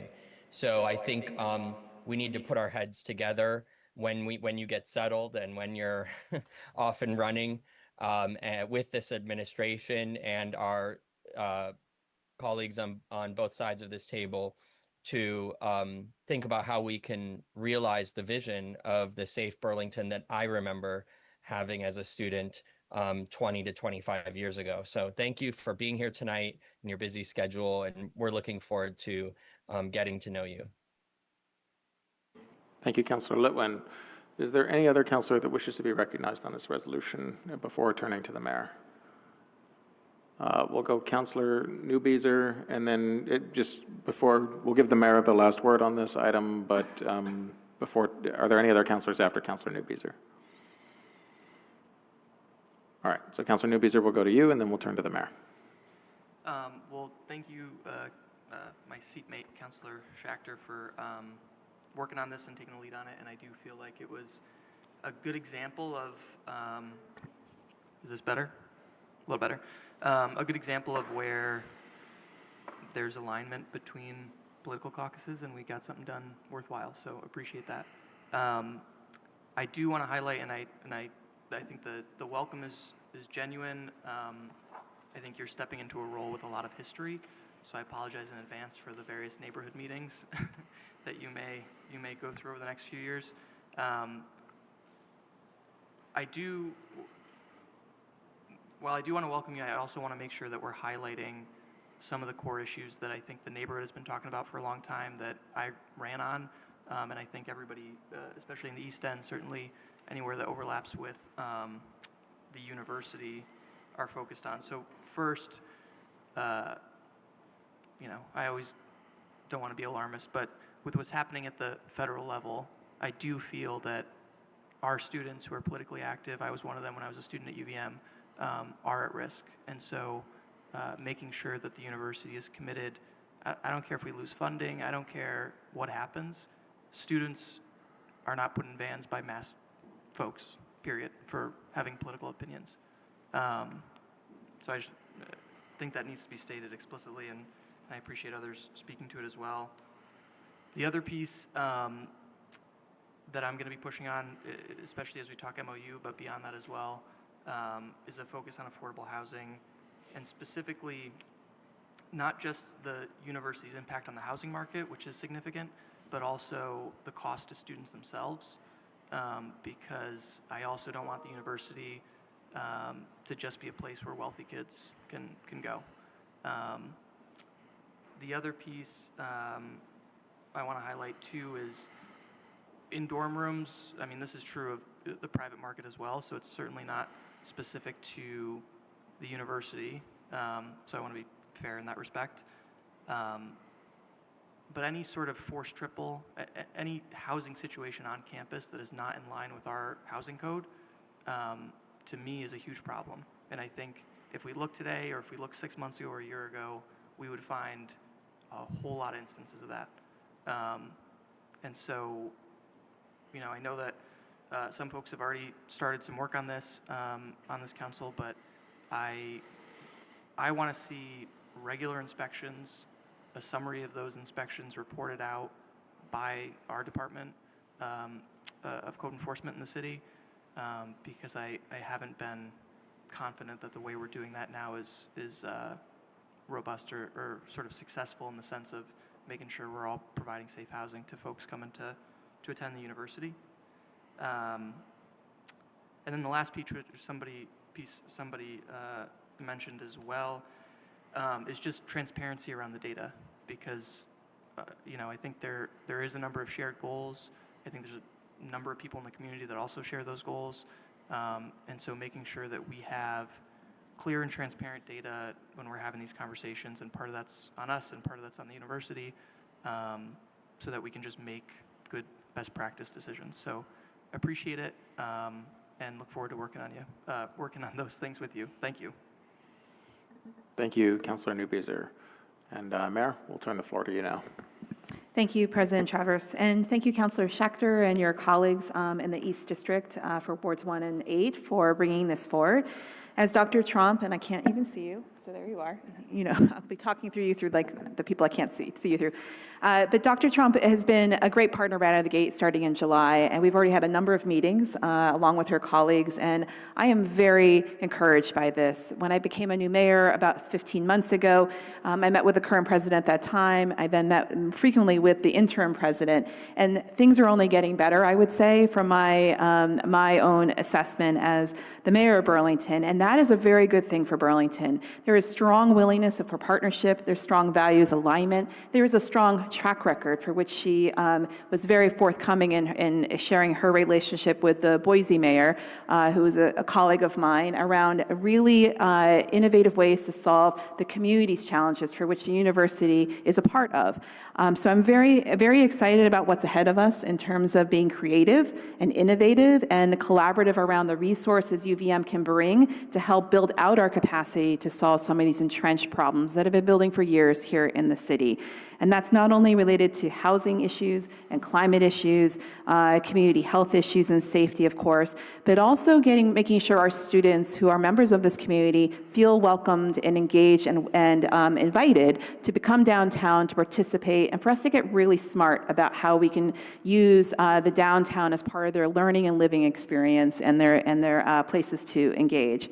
I also just want to name, just to flex for a moment, we've hired many UVM graduates in my own office, and they've all been stellar. And I say that as a former legislator because we've been intentional around trying to retain youth and the students in particular who graduate, both undergrad and graduate, of course, to stay here in Vermont. And the more we can leverage our role as a large employer as the city of Burlington with hundreds of positions, the smarter we'll be and the more strategic we could be about growing our very strong workforce with folks who are locally educated and trained right up at UVM. So Dr. Tromp, welcome again. I'm really, really hopeful. I'll look at you one more time. I'm really, really hopeful with the work ahead, and I just really want to affirm that Dr. Tromp has been a great collaborator even as July 1st. So welcome. Thank you, Mayor. And thank you, of course, to our friends at UVM. If there are no other speakers, then I think we can go to a vote on this item. All in favor of the resolution, please say aye. Aye. Aye. Are any opposed? That carries unanimously. So again, thank you very much, and we'll look forward to the ongoing conversation. As I mentioned before, we did have a City Council with Mayor Presiding meeting warned to begin at 7 p.m. And so, Mayor, if it makes sense to you, I'd be happy to briefly recess the City Council meeting at 8:01 p.m. and turn the floor to you to call to order the City Council with Mayor Presiding. Thank you, President Travers. So I will call to order the City Council meeting with Mayor Presiding on August 25th, 2025 at 8:01 p.m. Our first item is the agenda. Is there a motion on the agenda? Move to adopt the agenda. Moved by Councilor Travers. Is there a second? Second. Second by Councilor Barlow. Thank you. Any discussion on the agenda before we vote? Seeing none, all in favor indicate by saying aye. Aye. Any opposed, nay? Motion carries unanimously. Thank you. Our second item is the consent agenda. Is there a motion on the consent agenda? Move to adopt the consent agenda and take the actions indicated. Thank you, Councilor Travers. Is there a second? Second. Second by Councilor Grant. Any discussion before we vote? Seeing none, all in favor indicate by saying aye. Aye. Aye. Aye. Any opposed, nay? I'll slow down for those online, sorry. I feel like an auctioneer sometimes with this. Okay. With unanimous votes, the motion passes unanimously. Thank you. On to our first deliberative item, item 3.1. And this is an appointment process, so I will remind those who are around the table with me, but also for those following along, what our nomination process is. So first, I will take nominations from the floor on each one of these items on the deliberative agenda. I will call then for a vote on each nominee based on the orders of the nominations made. You as a counselor and myself as mayor get one affirmative vote on any particular open position, only one yes vote. You can vote no or abstain on any other nominees who are not your pick, essentially, with each of the openings. If the nominee does not prevail with 7 votes, we will go to a second round, and I will take the second nominee that has been nominated from the floor, and we will repeat until someone prevails with 7 votes. And with that, we will go to the first item, item 3.1, which is an opening for an alternate position on our Development Review Board. I will first ask if there's any nominations. Councilor Grant. I'd like to nominate Chase Taylor, please. Chase Taylor is nominated. Are there any other nominations? I do this a second time. Are there any other nominations? I forgot to mention that. Okay. Seeing none, I will go to the clerk for the record. Would you please call the roll? Oh, actually, sorry, Lori, before you do that, I missed one of my steps. So I also offer opportunity for any nominee who's present to come speak to the council and the mayor if they're here. So Chase, are you here? And if you are, would you like to speak? Okay, and so now, Lori, would you please call the roll? Councilor Barlow? Yes. Councilor Broderick? Yes.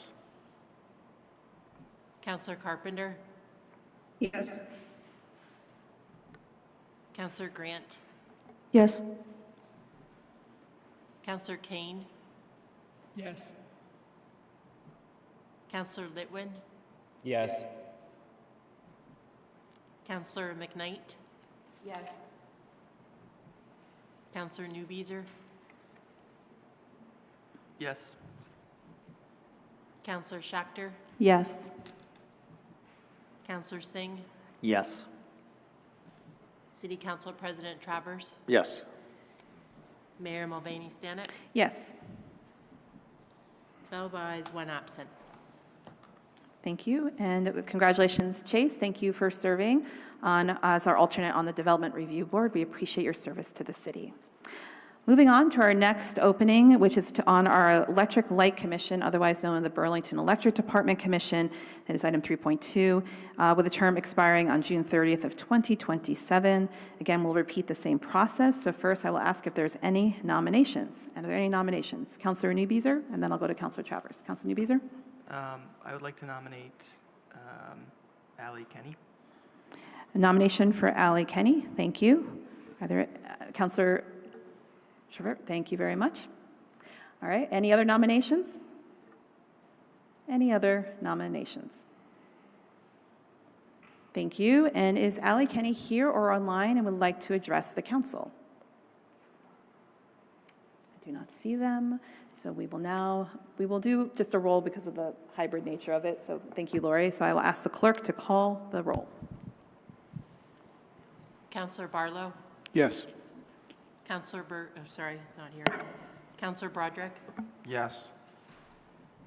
Counselor Carpenter, Yes. Counselor Grant, Yes. Counselor Kane, Yes. Counselor Litwin, Yes. Counselor McKnight, Yes. Counselor Newbeezer, Yes. Counselor Schachter, Yes. Counselor Singh, Yes. City Council President Travers, Yes. Mayor Mulvaney Stanek. Yes. 12 ayes, 1 absent. Thank you very much. And congratulations, Allie. Thank you for your service and being willing to serve on our Electric Light Commission. Moving on to item 3.3, an opening on our board for registration of voters, term expiring June 30th, 2027. Are there any nominations? Councilor Grant. I nominate Bruce Wilson. Nomination for Bruce Wilson. Are there any other nominations? Oh, Councilor Carpenter? I'd like to nominate Janet Stambolian. Let me say her last name correctly. Janet. Hold on one second. Yep, Janet Stambolian. Thank you, Councilor Carpenter. Are there any other nominations? Are there any other nominations? Okay, so first we will take the vote on the first nominee of Bruce Wilson. And actually, Bruce, are you here and like to address the council before we vote? Not seeing you. We will then go to the clerk to call the roll. Counselor Barlow, Abstain. Counselor Broderick, Yes. Counselor Carpenter, Abstain. Counselor Grant, Yes. Counselor Kane, Yes. Counselor Litwin, No. Counselor McKnight, Abstain. Counselor Newbeezer, Yes. Counselor Schachter, Abstain. Counselor Singh, Abstain. City Council President Travers, I abstain. Mayor Mulvaney Stanek. And I also abstain.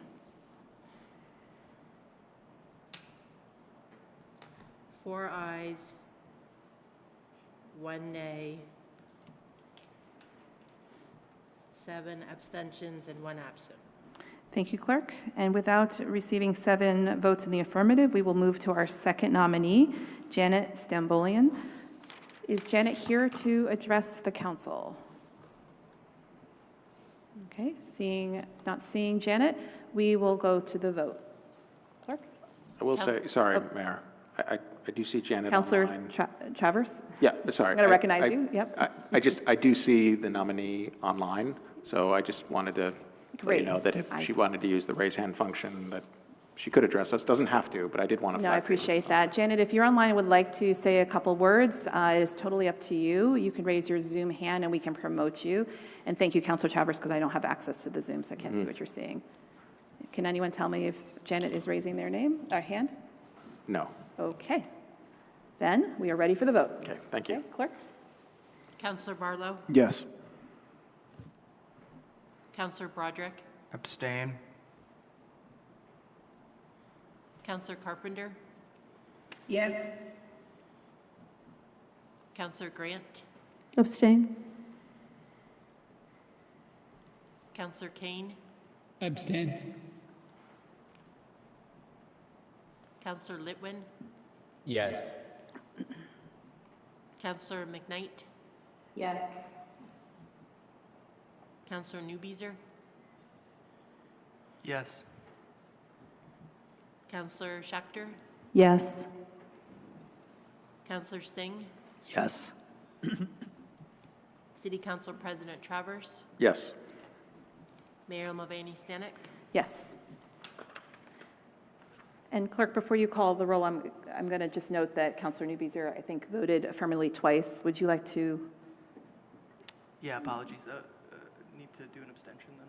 Abstention. Yep, thank you. Counselor Newbeezer, for the record, abstains on this nomination.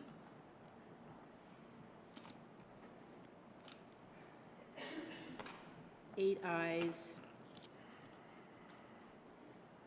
4 abstentions, and 1 absent.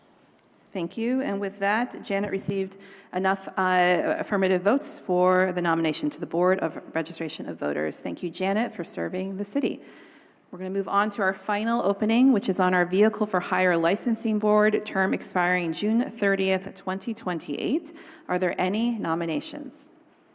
Councilor Barlow. I would like to nominate Yassine Ait Aissa. Thank you. Are there any other nominations? Are there any other nominations? Seeing none. Yassine, are you here or online and would like to address the board? I mean, council? I usually run the Board of Finance, sorry. The council? Anyone see Yassine online? No. Okay, then we will go right to the vote. Lori, thank you very much. Counselor Barlow? Yes. Counselor Broderick? Yes. Counselor Carpenter? Yes. Counselor Grant? Yes. Counselor Kane? Yes. Counselor Litwin? Yes. Counselor McKnight? Yes. Counselor Newbeezer? Yes. Counselor Schechter? Yes. Counselor Singh? Yes. City Council President Travers? Yes. Mayor Mulvaney Stanek? Yes. 12 ayes, 1 absent. Thank you. And with that, Yassine, you are appointed to the Vehicle for Hire Licensing Board. Thank you for your service.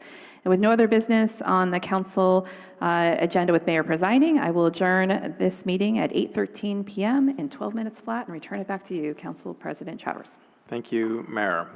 Before resuming the regular city council meeting, we did also warn a local control commission meeting this evening for 7:30 p.m. And so, given that it is now 8:13 p.m., we'll turn to this as soon as we were able to get around to it, and we'll call to order the local control commission at that time. The first item on the agenda there is a motion to adopt the agenda. Councilor Broderick, as chair of our license committee, can I turn to you for motions on these items? I move to adopt the agenda. Thank you. Is there a second? Second. Thank you, Commissioner Schechter. All in favor of that motion, please say aye. Aye. Aye. Aye. Any opposed? That is unanimous. Commissioner Broderick, may I turn to you for a motion on the consent agenda? I move to adopt the consent agenda and take the actions indicated. Thank you. Is there a second to that motion? Second. Thank you, Commissioner Schechter. Any discussion on that motion? All right, seeing none, we'll go to a vote. All in favor, please say aye. Aye. Aye. Aye. Any opposed? That carries unanimously. So we have 6 items on the deliberative agenda, and Commissioner Broderick, if okay by you, in the interest of time, I may introduce the title of each item and then would welcome a motion from you to simply take the actions indicated on the civic clerk. Does that work for you? That works for me. Okay. So the first item on our agenda is item 3.1, first and second and third class liquor license applications 2025-2026 for Jitters Cafe and Lounge, 130 Bank Street, Suite 110. Commissioner Broderick, may I turn to you for motion? Motion to approve the 2025-2026 first, second, and third class liquor license applications for Jitters Cafe and Lounge, 130 Bank Street, Suite 110, with the following conditions. All city permits need to be closed out, contingent upon fire marshal approval, and with all standard conditions. Thank you, Commissioner Broderick. Is there a second? Second? Thank you, Commissioner Schachter. Any discussion on that item? All right, seeing none, we'll go to a vote. All in favor, say aye. Aye. Aye. Any opposed? That's unanimous. Commissioner Broderick, turn to you for a motion on item 3.2. Motion to approve the 2025-2026 outside consumption permit application for Jitters Cafe and Lounge, 130 Bank Street, Suite 110, with the following condition. All city permits need to be closed out. Thank you. Is there a second to that motion? Second? Seconded by Commissioner Schachter. Any discussion on this item? We'll go to a vote. All in favor, say aye. Aye. Aye. Are any opposed? That's unanimous. Item 3.3, please, Commissioner Broderick. I move to approve the 2025-2026 first-class liquor license application for La Di Da Pizza, 294 North Winooski Avenue, Suite 112C, with the following conditions, contingent upon fire marshal approval and with all standard conditions. Thank you. Is there a second to that motion? Second? Thank you, Commissioner Schachter. Any discussion on this item? All in favor, then please say aye. Aye. Aye. Are any opposed? That is unanimous. Item 3.4, please, Commissioner Broderick. I move to approve the 2025-2026 first and third class liquor license applications for the Wise Fool, 260 North Street, with all standard conditions. Thank you. Is there a second to that item? Second. Thank you, Commissioner Schachter. Any discussion on this item? We'll go to a vote. All in favor, say aye. Aye. Aye. Any opposed? That is also unanimous. Item 3.5. I move to approve the 2025-2026 first and third class liquor license applications for Counterculture, 168 Archibald Street, with the following conditions, contingent upon fire marshal approval and with all standard conditions. Thank you. Is there a second to that motion? Second? Thank you, Commissioner Schachter. Any discussion on this item? All in favor, then please say aye. Aye. Aye. Any opposed? Also unanimous. Was that a, sorry, Councilor Litwin. It was an aye. I have a slight delay. Sorry. Yeah, no, sorry, I was going too quickly there. So that is unanimous. And the last item then is item 3.6, Commissioner Broderick. I move to approve the 2025-2026 outside consumption permit application for Counterculture, 168 Archibald Street. Thank you. Is there a second on that item? Second. Thank you, Commissioner Schachter. Any discussion on this item? We will go to a vote then. All in favor, say aye. Aye. Aye. Are any opposed? That carries unanimously.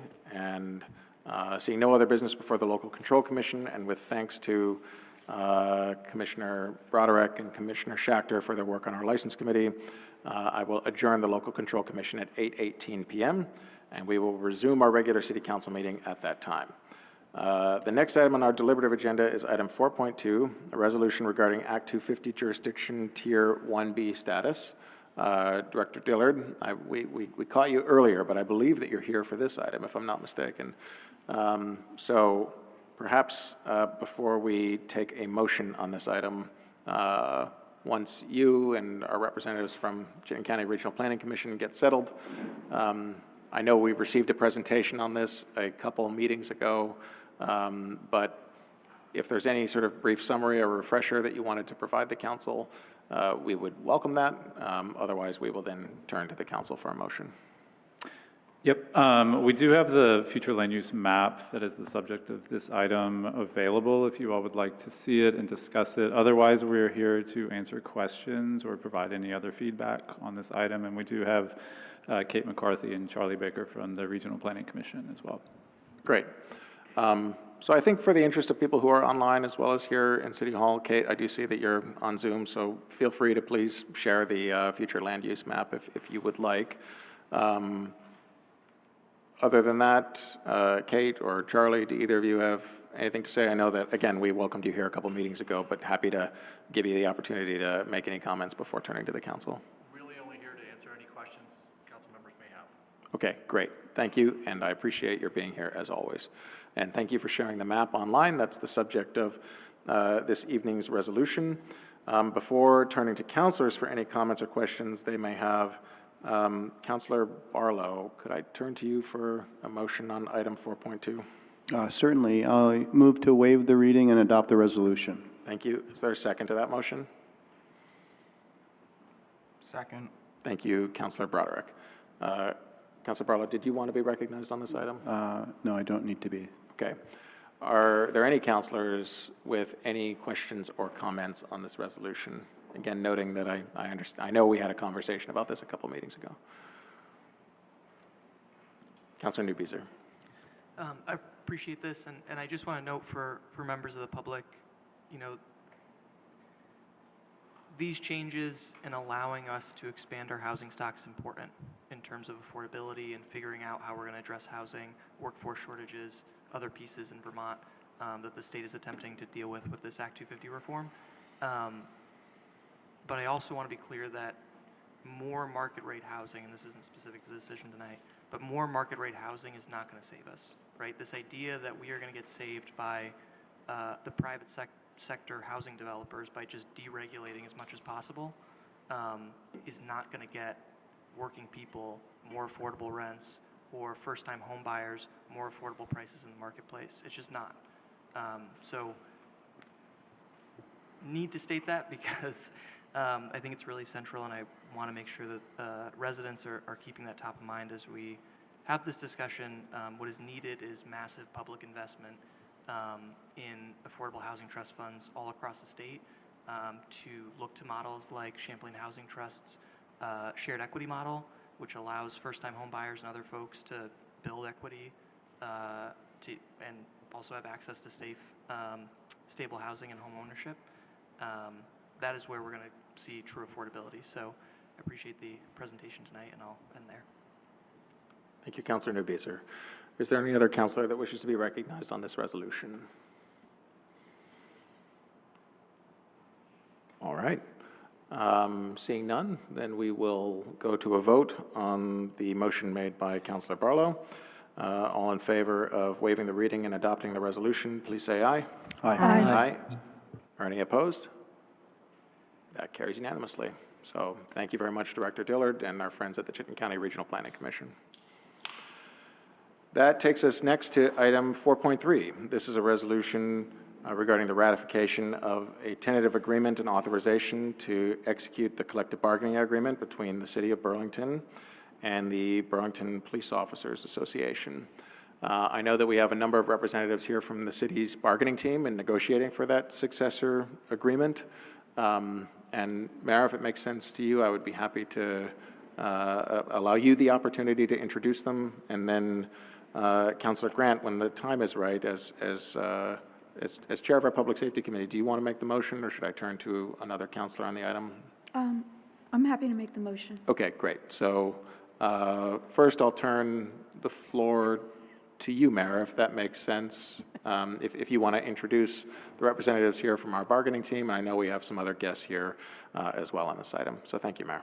Thank you. Just to begin, I want to just introduce who's at the table. So Lynn Reagan is our interim Human Resources Director who led our internal management team throughout the bargaining and is continuing to do so with our other rounds of bargaining with other city employees who are organized. Also ably supported by Karen Stackpole, who is our hired counsel to help, who has a lot of deep experience bargaining throughout the state of Vermont with municipalities and brings a lot of expertise, especially for a relatively new team, at least in terms of working together on our side as the administration. Also at the table included our city attorney's office, but not only city attorney Jessica Brown, but also one of our assistant city attorneys, Haley, what is Haley's last name? See, you're going to test me with everyone's names at like 8:30. Yes, McClenahan, and a good, maybe Irish or Scottish, I'm not going to go there, but anyway. And also, of course, our DFA team to provide the financial counsel, so our CAO, Shad, as well as Bradley Kupenberger, who is our Director of Finance. And then, of course, members from our Burlington Police Department as well, because the operations and the expertise is really critical to understand how we can best assert what we were trying to do at the table from the side of the employer. I'm going to do a brief introductions, and then as we sort of do any high level, maybe you can pass it back to me at the end, just in terms of how this stands with our continued work to rebuild and support the police department. And so maybe you can pass it back to me after maybe any high level points, Lynn or Karen, you want to make? Thank you, Mayor. I also just want to acknowledge that the president of the BPOA, Joe Coro, is with us this evening and appreciate him joining us tonight. We started the bargaining, I would say, back in late January, early February.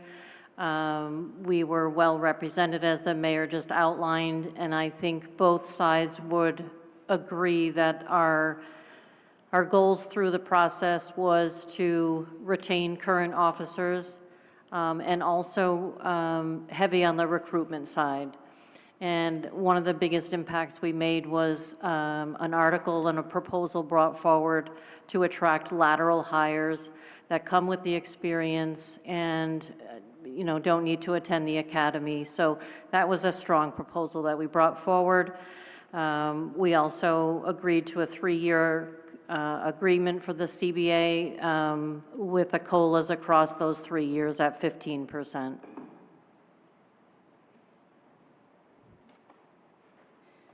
Thank you. I appreciate the opportunity. Appreciate the opportunity to be part of this process. It was an excellent bargaining team, and I think the discussion all the way around was very respectful and thoughtful on both sides. And Lynn is absolutely right.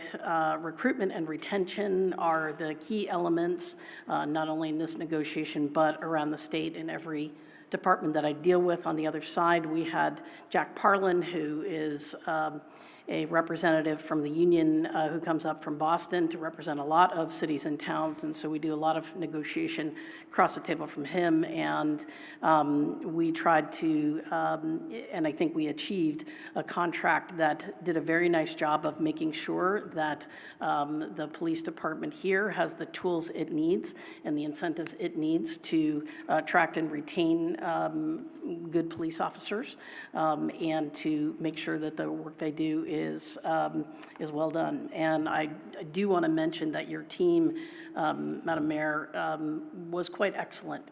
While not a lot of them had tons of experience doing this kind of thing before, everyone came to the table professional and well-informed, and I think that was appreciated by the police department, and the discussions were respectful and thoughtful all the way around. Thank you, Karen. And I will wrap up by saying, and I do know that we have leadership from the BPOA, as Lynn mentioned. President Joe Coro will hopefully just say a couple quick words while we wrap up here. But I laid out, this was the first collective bargaining agreement as mayor that came across my desk in terms of timing, and the first one we reached our tentative agreement on. And one of the things I charged and I shared with the union and our management team on the first day of bargaining was a deep commitment to good faith bargaining within the fiscal realities of the city of Burlington, which have been difficult for the last 2 cycles. Navigating that, as well as the navigation of a very difficult task that every police department in the state of Vermont and certainly across the nation is facing around rebuilding. And rebuilding in these times where we want to attract the right kind of officer who has a values-aligned mentality for the city of Burlington, who wants the challenge of being in a city and really is able to rise to this occasion. And then we would meet that with a bargaining agreement that provides benefits and wages that are not only competitive, but really compensate for the unique challenges, at least in the Vermont context, that Burlington really represents. So the team was able to do that. As people know in my bio, I used to work in the labor movement, and often bargaining would go beyond the contract expiration date. And often that was used as a strategy to draw out and to wear down both sides, frankly. But I was really pleased to see that we reached a tentative agreement. We had to dot T's and I's over the summer, but very close to June 30th. That is a very important moment of building good, strong relationships that we can actually start to solve the deeper challenges together. As Lynn mentioned, there's some important pieces to highlight in this contract, including starting to support recruitment efforts for lateral officers. That gets cops on the street faster. We don't have to hire a brand new hire who has to go through the police academy and then all the field training that's weeks and weeks and weeks before we have an additional officer able to at least operate on their own. If we can attract lateral officers and be strategic as we are in this contract, it not only helps bring lateral officers from other agencies, but perhaps officers who used to work in the BPD, who are willing to come back, especially under the strong leadership of Interim Chief Burke. He has really been able to already exercise that. I don't even know if he's still behind me. Yes, DC Young is still behind me. They stand the entire time. Anyway, DC Young is a great example, not of necessarily a lateral, but a former BPD officer coming back to support this agency as we rebuild. There's also some additional elements in here that show how much the city is really trying to show care and support for city employees who are police officers represented in this contract around our life insurance benefits, as well as standing up a sick and vacation leave donation program. The work here is hard, and the types of officers we're trying to attract need these kind of benefits to support families and themselves in, again, the complex work that we're asking them to do here in the city of Burlington. So again, with my appreciation to the BPOA who's here and our bargaining team, I will pass it back to you, President Travers. Thank you very much, Mayor. And I appreciate very much representatives from our excellent bargaining team being here this evening. Of course, also acknowledge the presence of BPOA President Joe Coro, and very much appreciate you, Joe, and the other members of your union for their work on this contract. Mayor, you mentioned that perhaps the BPOA president wanted to say a few words. Joe, we'd be open to that if you'd like to. Great.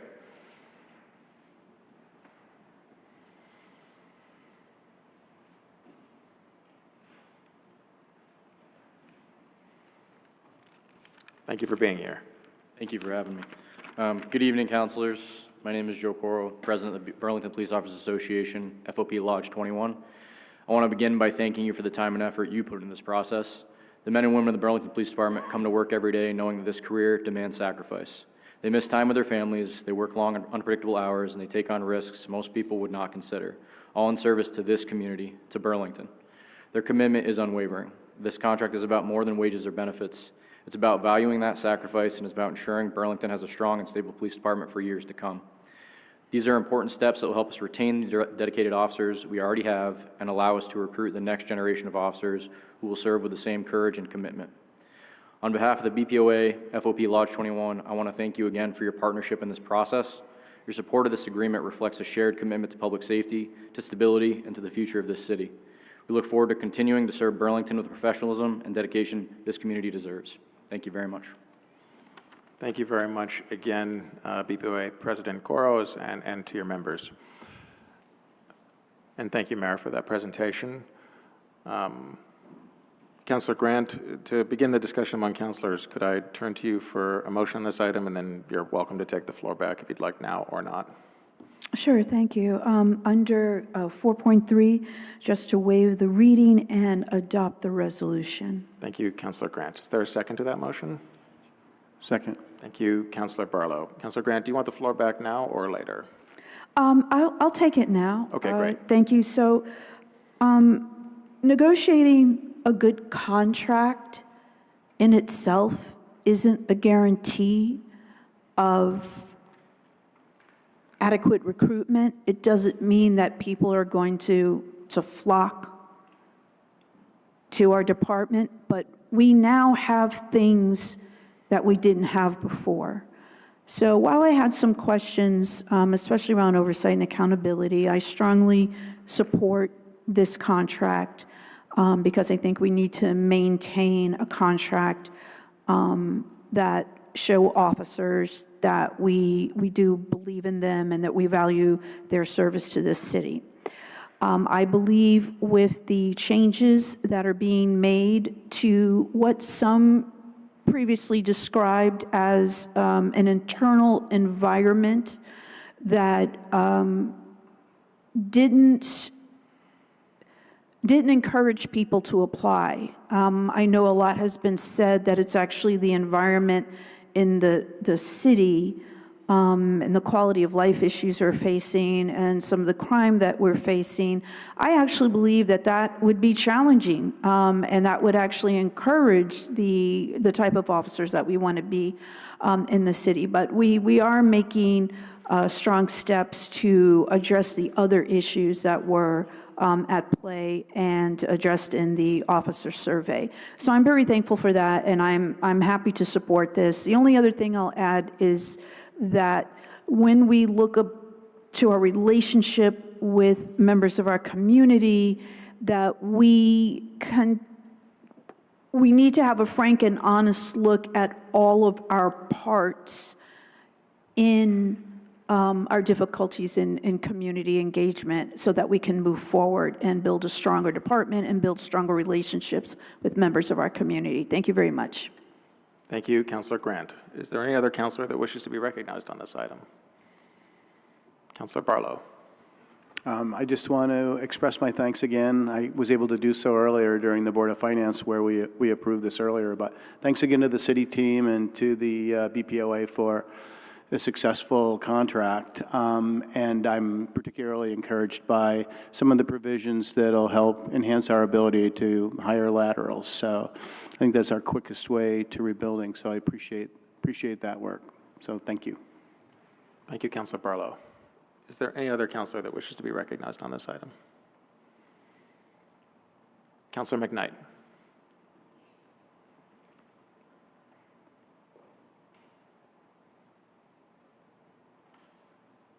You're muted, Councillor McKnight. Sorry. Thank you. I'm pretty under the weather, so my computer skills are not at their sharpest. So thank you for everyone, to everyone who worked so hard on this. It's just been very clear that it's been a very professional and positive and collaborative process, which the mayor spoke to a little bit. And I think that's how ideally we should approach all of our bargaining, and I'm happy to see that that's where we landed. So I first want to thank everyone for this. I'm very supportive of the agreement. I'll be voting to support it. And I also want to shout out, all of our dedicated officers. This contract is so key to showing our support for these folks who are on the front lines of our city and who work tirelessly and very long hours doing a job that most of us would never be able to do, frankly. And so I just want to express deep appreciation there. According to some numbers provided by Chief Burke, at the beginning of 2024, right around when many of us were first sworn in, we had 68 sworn officers. And today, or about a year and a half later, we've got 61, so down about 7. And in so many of the discussions we've been having tonight about public safety, we're hearing echoes of how critical proper staffing at the police department is if we want to make progress on those many challenges. And so when it comes to recruitment, as a few people have mentioned, there's really a lot riding on this new contract. And in a way, it's going to have to work really hard for us. And as Councilor Grant mentioned, we're also going to have to work really hard for it, because just because something is in the contract doesn't, we still have to implement what's in the contract to make good on it. And the public is investing millions of tax dollars in order to do that. And so with all that said, I'm just curious if you could provide a sense of, any projection perhaps of how many new officers your team expects we will be able to hire.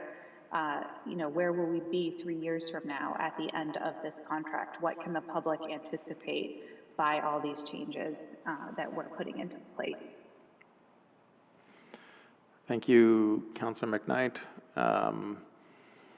Mayor, I'd be happy to pose the question to you as to whether or not you or anyone on your team is able to answer Councillor McKnight's question. I think if I may tap Chief Burke.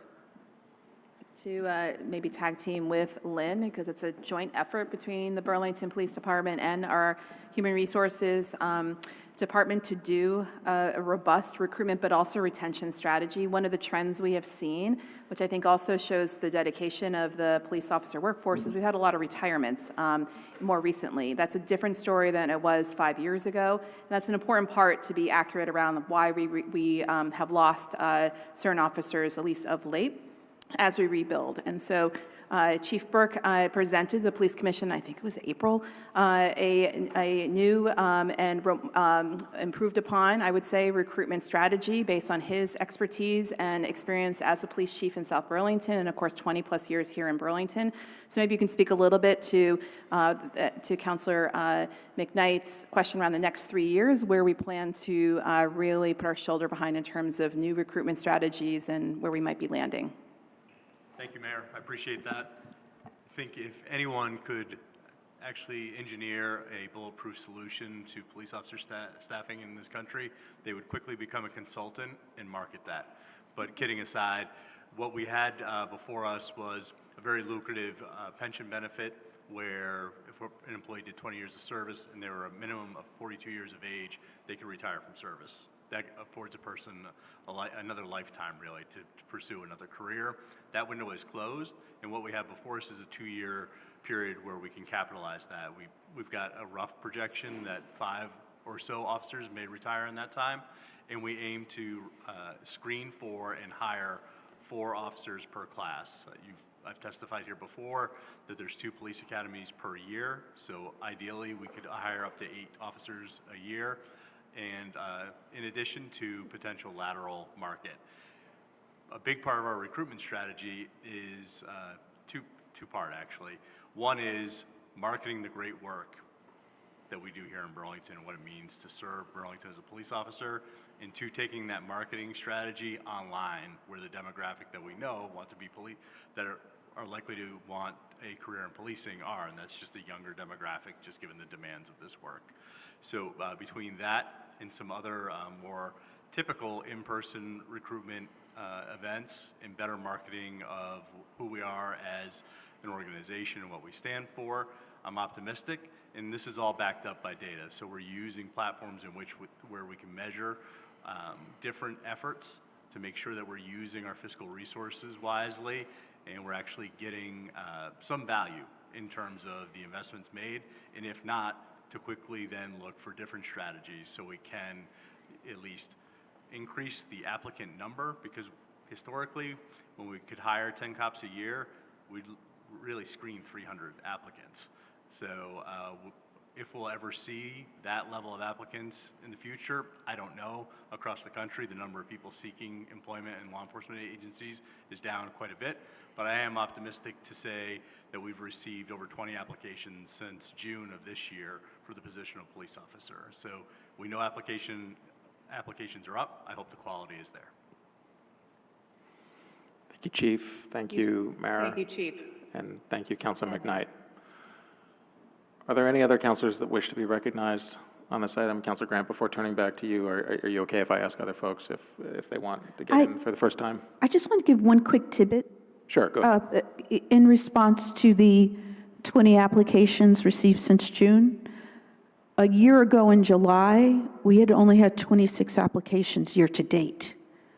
So this, and I think you're being too kind when you say kind of like I can't remember what you said, like update it. You're coming to us with a strategy, an actual strategy using the tools that we need to use today. Thank you so much.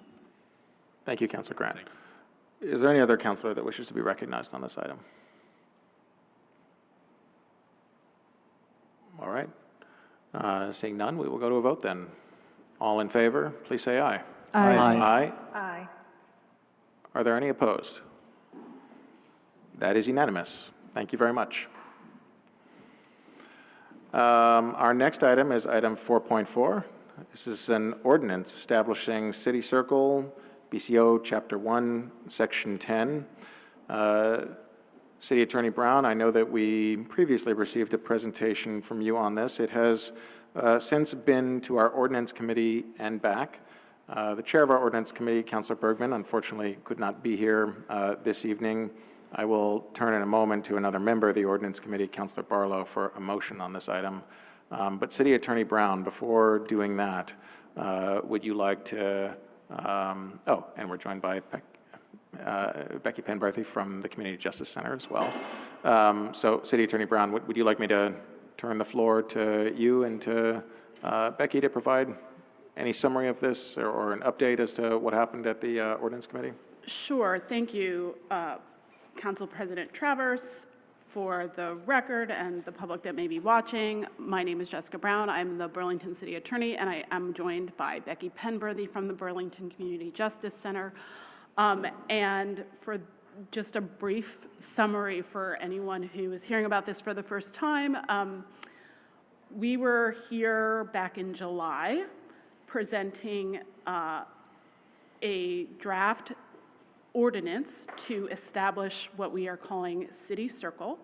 And we're back tonight after the ordinance was approved by the Ordinance Committee, and so we're here for second reading and a vote on adopting the ordinance. And City Circle briefly is intended to be a rapid response to municipal ordinance violations based in principles, the response being based in principles of restorative justice.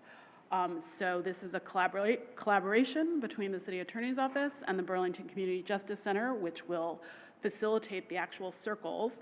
But in short, municipal ordinance violations will come to the City Attorney's Office. People who receive tickets will be referred to the City Circle. And the hope is that they will engage with the City Circle and address any harm that may have been caused, take accountability and repair harm to the extent possible. I want to take the opportunity, and Becky can speak more to this if she wants to, but to say that City Circle will only work with participation by members of the community serving as volunteer panel members. So you can check the Burlington Community Justice Center website to find out when their next trainings are and sign up to volunteer. It's really important that people, particularly, so this will be a pilot project for at least the balance of this fiscal year. The hope is at the end of this fiscal year, the Attorney General's Office, which supports the Community Justice Center to do restorative justice work in response to criminal charges, state criminal charges, and in this case, municipal criminal ordinance violations, will see the value of this program and will continue to support it. While we're piloting it, we are going to focus on the downtown. And so it's really important that people who are stakeholders in the downtown, business owners, employees at businesses in the downtown, other people who live in the downtown, people with lived experience, that they get in touch with the Community Justice Center to look into being volunteers in the City Circle process, because that's the only way that it's going to be successful. And the last remark that I'll make about that too is that, I heard a lot of people talk tonight about enforcing the ordinances that we have, and but also doing it compassionately. And I hope that City Circle will fill that gap, right? But we are going to be limited by the resources that we have. And I also want to reiterate that this ordinance is creating a restorative justice response. Many of our municipal ordinances allow for a restorative response to violations, but we've never had an actual program with which to respond. So that's what City Circle is intended to be. We are not, the City Attorney's Office is not creating any new authority for itself. This is authority that the City Attorney's Office has always had and has exercised in the past, but now we will be exercising it with the intention of responding restoratively. Becky, do you want to add anything? I think you've covered, okay, thank you. I think you've covered it. I touched that. And I can certainly answer any questions that you may have about the process. Great. Thank you very much. Councilor Barlow, as a member of our Ordinance Committee who worked on this, could I turn to you for a motion on the item? Certainly. I move to waive the reading and adopt the ordinance. Thank you. Is there a second to that motion? Second. Thank you, Councilor Singh. Councilor Barlow, did you want the floor on this item? Sure, just briefly. Just to say that we did take this up in the Ordinance Committee back in July, and we didn't make any substantive changes, and we passed it unanimously. So I had said then, and I'll say again here tonight, I'm bullish on this as a tool. We know that if we want to get compliance with our ordinances, this is another way other than writing a ticket that may or may not elicit the right response. So I'm hopeful that this kind of process can help us alleviate some of the behaviors that we have right now. So I'm excited about it. Thank you very much, Councilor Barlow. Is there any other councilor that wishes to be recognized on this item? All right. Seeing none, we will proceed to a vote. All in favor, please say aye. Aye. Aye. Aye. Aye. Any opposed? That carries unanimously. I will just, I will note for the record that this was the second reading of this ordinance. We had waived the first reading a couple meetings ago, and so we have completed the second reading, and it has now been put into effect. So thank you very much. On our last deliberative item, item 4.5, I'm going to pass the gavel to Councilor Barlow. Thank you, Council President Travers. Former, or for the moment, Councilor Travers. And so item 4.5 is a resolution on a safe and accessible City Hall Park. And I will first turn to Councilor Travers to introduce the resolution and make a motion on it. Thank you very much, Councilor Barlow. As the main sponsor of this resolution, I generally would not pass the gavel. I do believe that this is an item of such importance, though, that it warrants it in this case. And before making some comments on it, I would move to waive the reading and adopt the resolution. Is there a second? Second. Second. I think Councilor Singh got there first. So, okay, the floor is yours, Councilor Travers. Thank you, Acting President Barlow. The state of public safety in our downtown and City Hall Park, perhaps more than any other issue during my time on council, is what I hear the most about from constituents, families, businesses, and visitors. With recent acts of violence, open drug trafficking and substance use, and other serious criminal activity, our community expects the City Council to be more vocal and clear-eyed in our intention to save the City Hall Park we invested in as a safer, more accessible central square. That is the purpose of this resolution. I want to acknowledge the mayor's efforts to address community safety as a top priority. I'm glad this resolution presents the opportunity for us to highlight the council's support for initiatives like the City Circle we just approved, the Situation Table, and the Hotspots Intervention Strategy that continues to address illegal and unsafe activity around the library and Marketplace Garage in particular.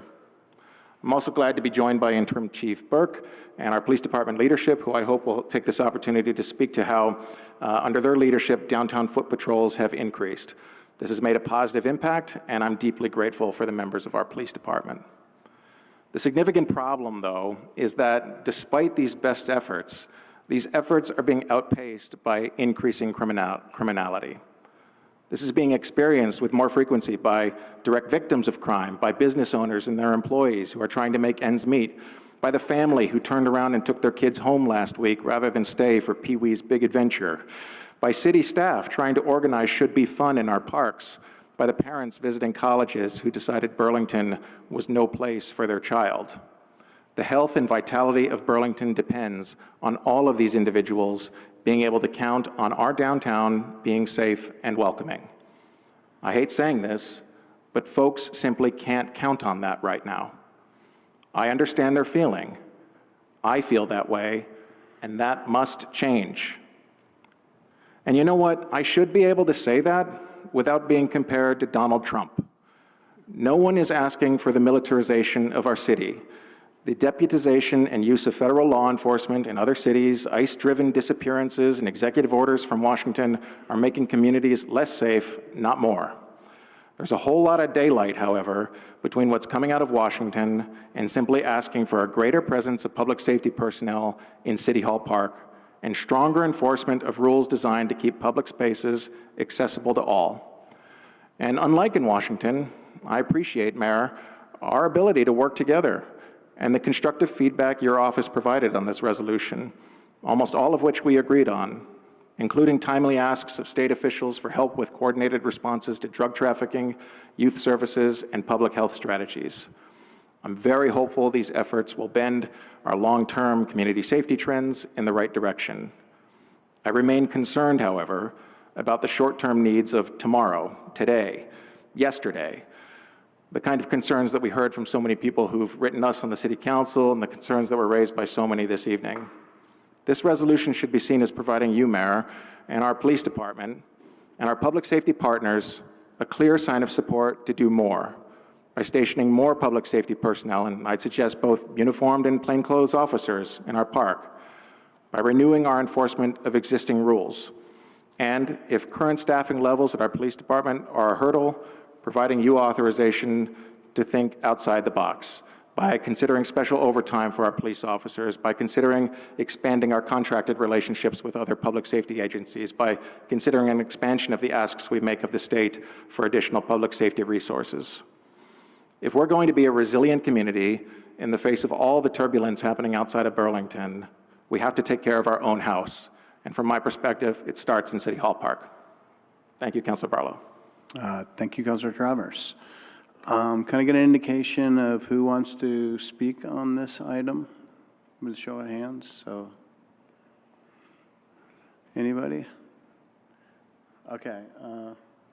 And online, if you're a councilor online who wants to speak to this item, please use your raise hand function. So, who are we starting with? Okay, Councilor Broderick, go ahead. Thank you. So I do not support this resolution, not because I don't care about what's happening or because I do not hear or understand what folks are saying. I do. This is not me claiming that things are working how we want them to, much the opposite. I oppose this because it is inadequate to meet the moment that we find ourselves in and is harmful to the most vulnerable members of our community in a way that will not solve anything. To start, it is clear that the current ways of presence and foot patrols are increasing. I have seen it with my own eyes. It's happening.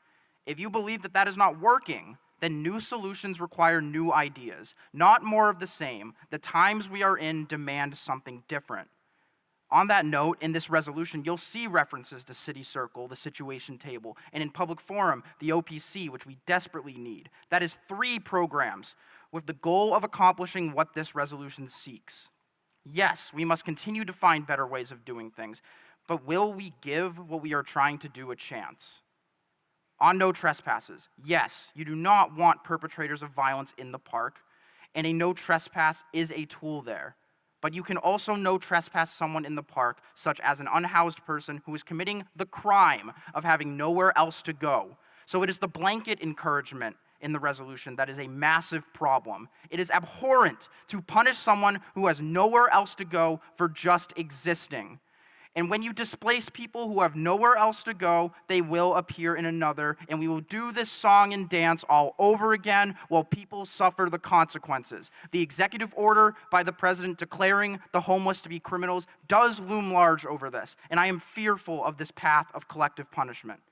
And while I agree that working together on a county and state level is a necessity, and what is laid out seeks solutions to very real issues, what is left out leaves me baffled. Where is the discussion on our underfunded, understaffed, and backlogged judiciary? Where is the call for improvement to the inadequate state of our mental health care system outside of substance use disorder? And most egregious, where is the demand for a coordinated plan with the resources required to address the dire and immediate need for more shelter beds and all other forms of emergency and permanent housing in Burlington and Chittenden County? If you think that that is asking too much of the state, then these should be at the very top of the list. To believe that what people are seeing and telling us can be solved without addressing these underlying problems with urgency and political will is a false promise, and I will not deceive the people of Burlington, because this is what it comes down to. People love to talk about how the Burlington of days past was so radically different than the city we see today. I am in no way denying these feelings or what people are seeing, like I said. My problem is that, respectfully, many people who say this do not seem to look past what they are immediately witnessing. More unhoused people, more addicts, less shoppers, less business. But when it comes to these crises that we need to solve, ones that affect our neighbors, housed and unhoused, we must look at the differences in modern Burlington that you cannot immediately see when you walk to the park. You cannot see the unsustainably rising cost of rent, residential and commercial. You cannot see crippling medical debt. You cannot see the stagnation of wages, eviction without cause, people mentally destroyed by the stresses of our society, and the list goes on. We must work together to address the root causes of the poor material conditions of all our neighbors, and we must, as a community, embrace these new ways of accountability that the mayor is spearheading, ways that center humanity and acknowledge the struggles that we are all going through in these times. That is how we create a Burlington that is safe for everyone. Thank you. Thank you, Councilor Broderick. I was informed that Chief Burke would like to say a few words on this. So before continuing with other councilor comments, I'll invite Chief Burke up. Thank you, Acting President Barlow. As he's coming to the table, I just would like to alert both members of the public, but also to councilors who have a physical copy of a memo that I've asked Chief Burke, and it was also prepared by our Senior Advisor on Community Safety, Ingrid Jonas. It's posted technically under the mayor's update, which is towards the end of the, I was going to say calendar, but the agenda. And I just want to make sure if folks are interested in what the chief, I've asked him to just speak a little bit on a high level around, you can follow along that document. And that was a filibuster to get you to the table. There you go, Chief. Thank you, Mayor. I appreciate that. And I appreciate the time this evening. Burlington's really facing a lot of complicated issues, and it's not shocking to those of us that have been in policing for several decades. When we were plentiful and affordable, we threw a cop at every single problem because we were accessible.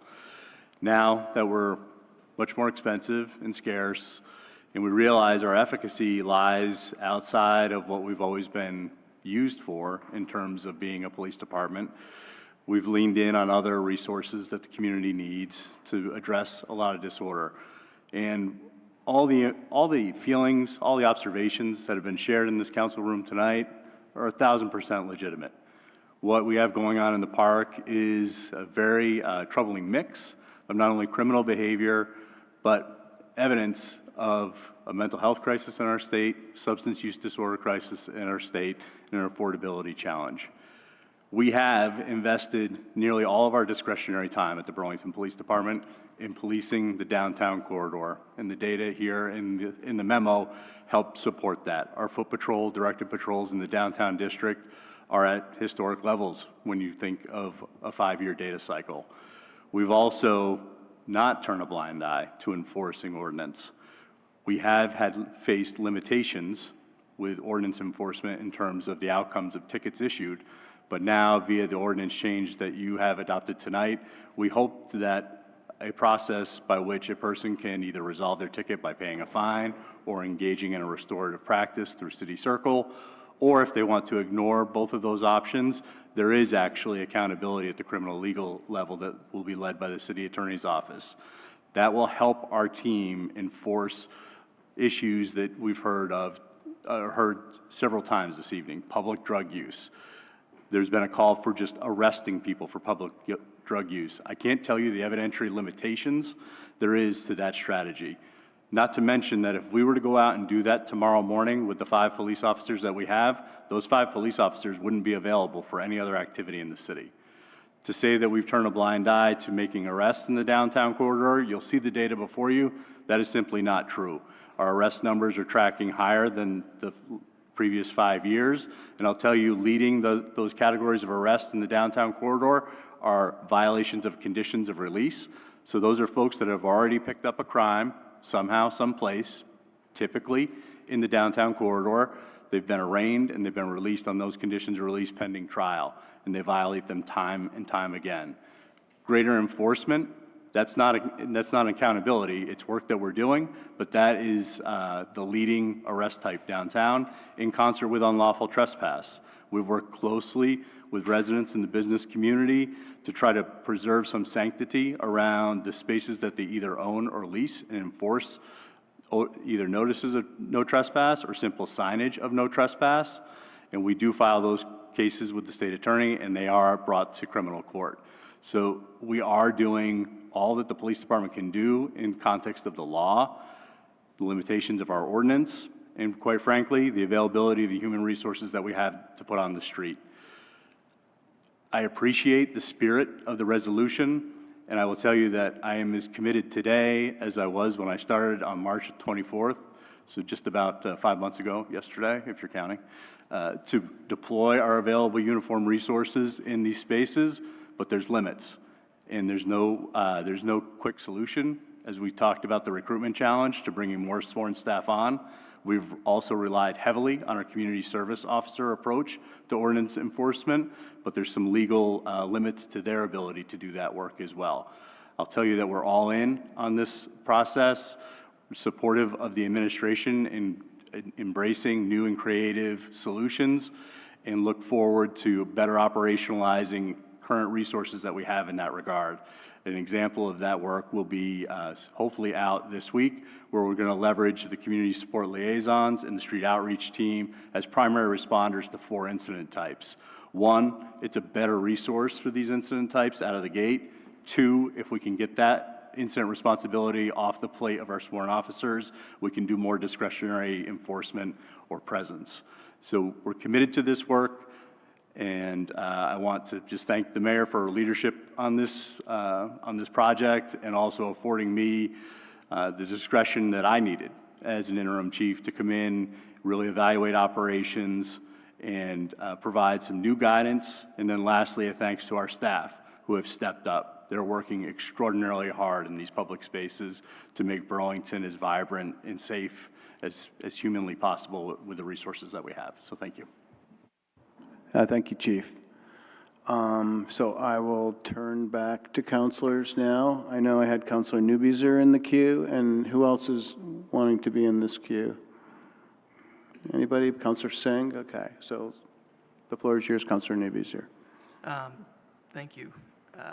And thank you for your comments and all your work, Chief. I want to just start by saying I share the concern, and I think it's important that folks realize wherever you're coming at this issue from. I don't think anybody is denying that there are serious challenges that are harmful to our community, that impact our economic vitality, that are just heartbreaking in general. There's no doubt really big root causes, and there's also an immediate need to make sure that everybody can feel safe in the community that we all are a part of. With that said, I am going to support the resolution, and I want to walk through why. Taking a step back, first, I see the resolution as very much aligned with the City Council Progressive Caucus's outlook on community safety and quality of life issues and the work that the administration has been doing. If someone does something violent or belligerent or anything like that, we obviously need to enforce the law to the fullest extent. I can't tell you how many folks have reached out to me saying, why is the police department or why does city government, why are they okay with violent crime? I think that is so far from the truth and the reality of what's happening on the ground. 2, if we can provide some kind of service to somebody and it's going to get them back on their feet and living a healthy, good life where they're a part of our community, we should do that. I've heard that from almost every door I've knocked when I was running for office, from all sorts of political parties and political stripes. We are a community that wants to help folks, And there are services like the OPC, and I appreciate the update the mayor just provided us, that are critical. We don't want open drug use. I don't either. So let's open a OPC, which, there's no perfect solution. I can't wave a wand and solve everything, but is a proven effective method as one tool that we can use to address these issues. And then finally, I want to make sure that we continue to hammer home that the state needs to step up. And I've had some people respond to me when I say this, either over email or in public meetings, saying, you can't shirk responsibility, right? Like, localities need to do their part, and you can't just say, oh, it's the state government's problem, I don't have to do anything. That's not what I'm saying. What I'm saying is the state's decision to release 800 folks out of their housing with no credible plan was a policy failure and has made all of these problems that we're discussing and we've been grappling with worse. I think that's an undisputable fact. I think the state's decision over recent years to cut back on inpatient rehab beds and 24-hour detox centers harms our ability to solve these challenges. So when we talk about specific asks for the state and for the governor and for the legislature, that is what I'm referring to. So I do want to take us through, because I don't want to get lost in rhetoric, because I actually think, ironically, we are a lot closer across the community on what the actual solutions are than political rhetoric and the media perhaps displays. So when we actually look at the resolve clauses of this resolution, it says that, the mayor's office will look to national and international models, that we encourage the mayor to do this. The mayor has done this. The mayor will continue to do this, in my experience, and to my understanding. It says in a variety of ways that we want to essentially pressure the governor and state government to play a bigger coordination role between all the necessary stakeholders to address these issues at the county level and at the state level. The mayor's team has done this, is doing this, and will continue to do this. And so I'm happy to vote for something that encourages us to keep doing that work. The resolve clauses say that we should continue all best efforts to increase police presence in our downtown core. As already talked about, we have seen a 160% increase in foot patrols from April to August 2025 as compared to April to August 2024. We are at record levels of police foot patrols in our downtown core. Am I saying that that has solved the issue or the issues have gone away? No, they haven't. But am I saying that what I see is our officers and our mayor working incredibly hard on that tool as well? Yes, I do. And I know I'm running out of time here, so last piece. The resolution also speaks to tracking and reporting back to say, okay, are there resources that we don't need, or are there things that we can do to support our police department and other professionals in this work? There's a whole bunch of conversations, reports, and committee hearings folks can go to where we have those discussions, but I'm happy to support that. And then final point, and I'm sorry, Council President, is the idea that we are just walking away from enforcement, or somehow we don't enforce no trespass ordinance as appropriate. I just think is counter to the fact, and I think it's counter to what the police chief just said here. So again, if I am being asked to vote yes on something that reaffirms our current approach in that regard, and that's how I read this resolution, I will vote yes, and I appreciate that we hopefully will have a large amount of bipartisan support for it. Thank you. Thank you, Councilor Newby. Here, Councilor Singh. Thank you, Acting President Barlow. Thank you, Chief Burke, and everybody at Burlington Police Department for everything you do. I know we just ratified a contract, and that's in a small way honor the sacrifice that you and your people do for our city. I know it seems like a small gesture, but I want you to know wholeheartedly how much I appreciate it as a longtime resident of Burlington. Since taking office, I want to reiterate what my colleague, Councilor Travers said. Since taking office and running for office, every single school event, other family activities, that's what's brought up to me of what's going on in downtown Burlington. there doesn't go an occasion where, when I'm outside of town, whether it's South Burlington, Winooski, St. Albans, Vergennes, that somebody doesn't mention to me what's going on in Burlington. You know, the region has taken notice, the state has taken notice. You know, and we get, since taking office, we get emails and images every week of what's going on. And what I want to say is I'm going to support this resolution, and this resolution is not a or situation where we, you know, talk about enforcement or help the needy. This is an and situation where we're asking that both are done.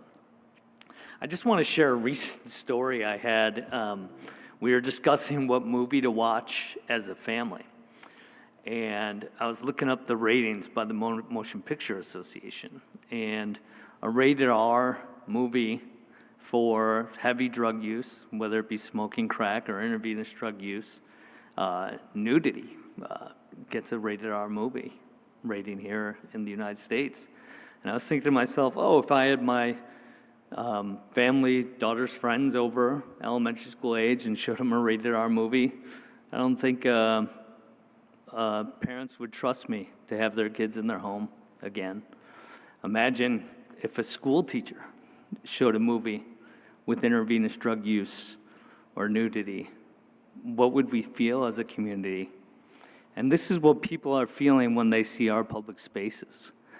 And no matter what, you know, where we come out on this issue, I don't want kids leaving BHS, kids leaving Flynn Center Camp. I don't want the kids at King Street, whether they're walking downtown. I don't want kids from our visitors seeing this in our downtown. It is a very heartbreaking thing that is going on in our community, but we need to have this stop in our public spaces. You know, this is something, right now we have an opportunity to say to our public that we want to reset the expectations of what we expect in our public spaces. And I think this is what this resolution is doing. It is telling everybody, all of us as collectively as citizens, that we don't want this in our public spaces. I know these are complex issues, but I think we need to reiterate that for everybody to know in our region and in our state. And that's why I'll be supporting this resolution. Thank you, Councilor Singh. I see Councilor McKnight with her hand raised, so I'll turn to her next, and then who else would like to speak on this item who hasn't? We have Councilor Schechter and the mayor.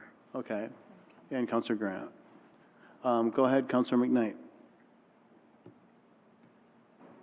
Thank you. So yeah, reiterating a few things others have said here, you know, I really appreciate all the efforts, you know, as Councilor Travers mentioned, we just approved the city circle. The chief and the mayor share even more ideas in the memo. And, you know, I want to acknowledge that there is a lot being done.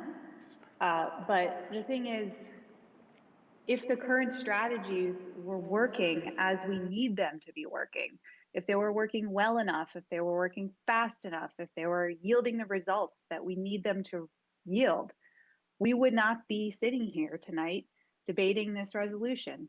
We wouldn't have all received over 100 emails, at least I did, urging us to vote yes.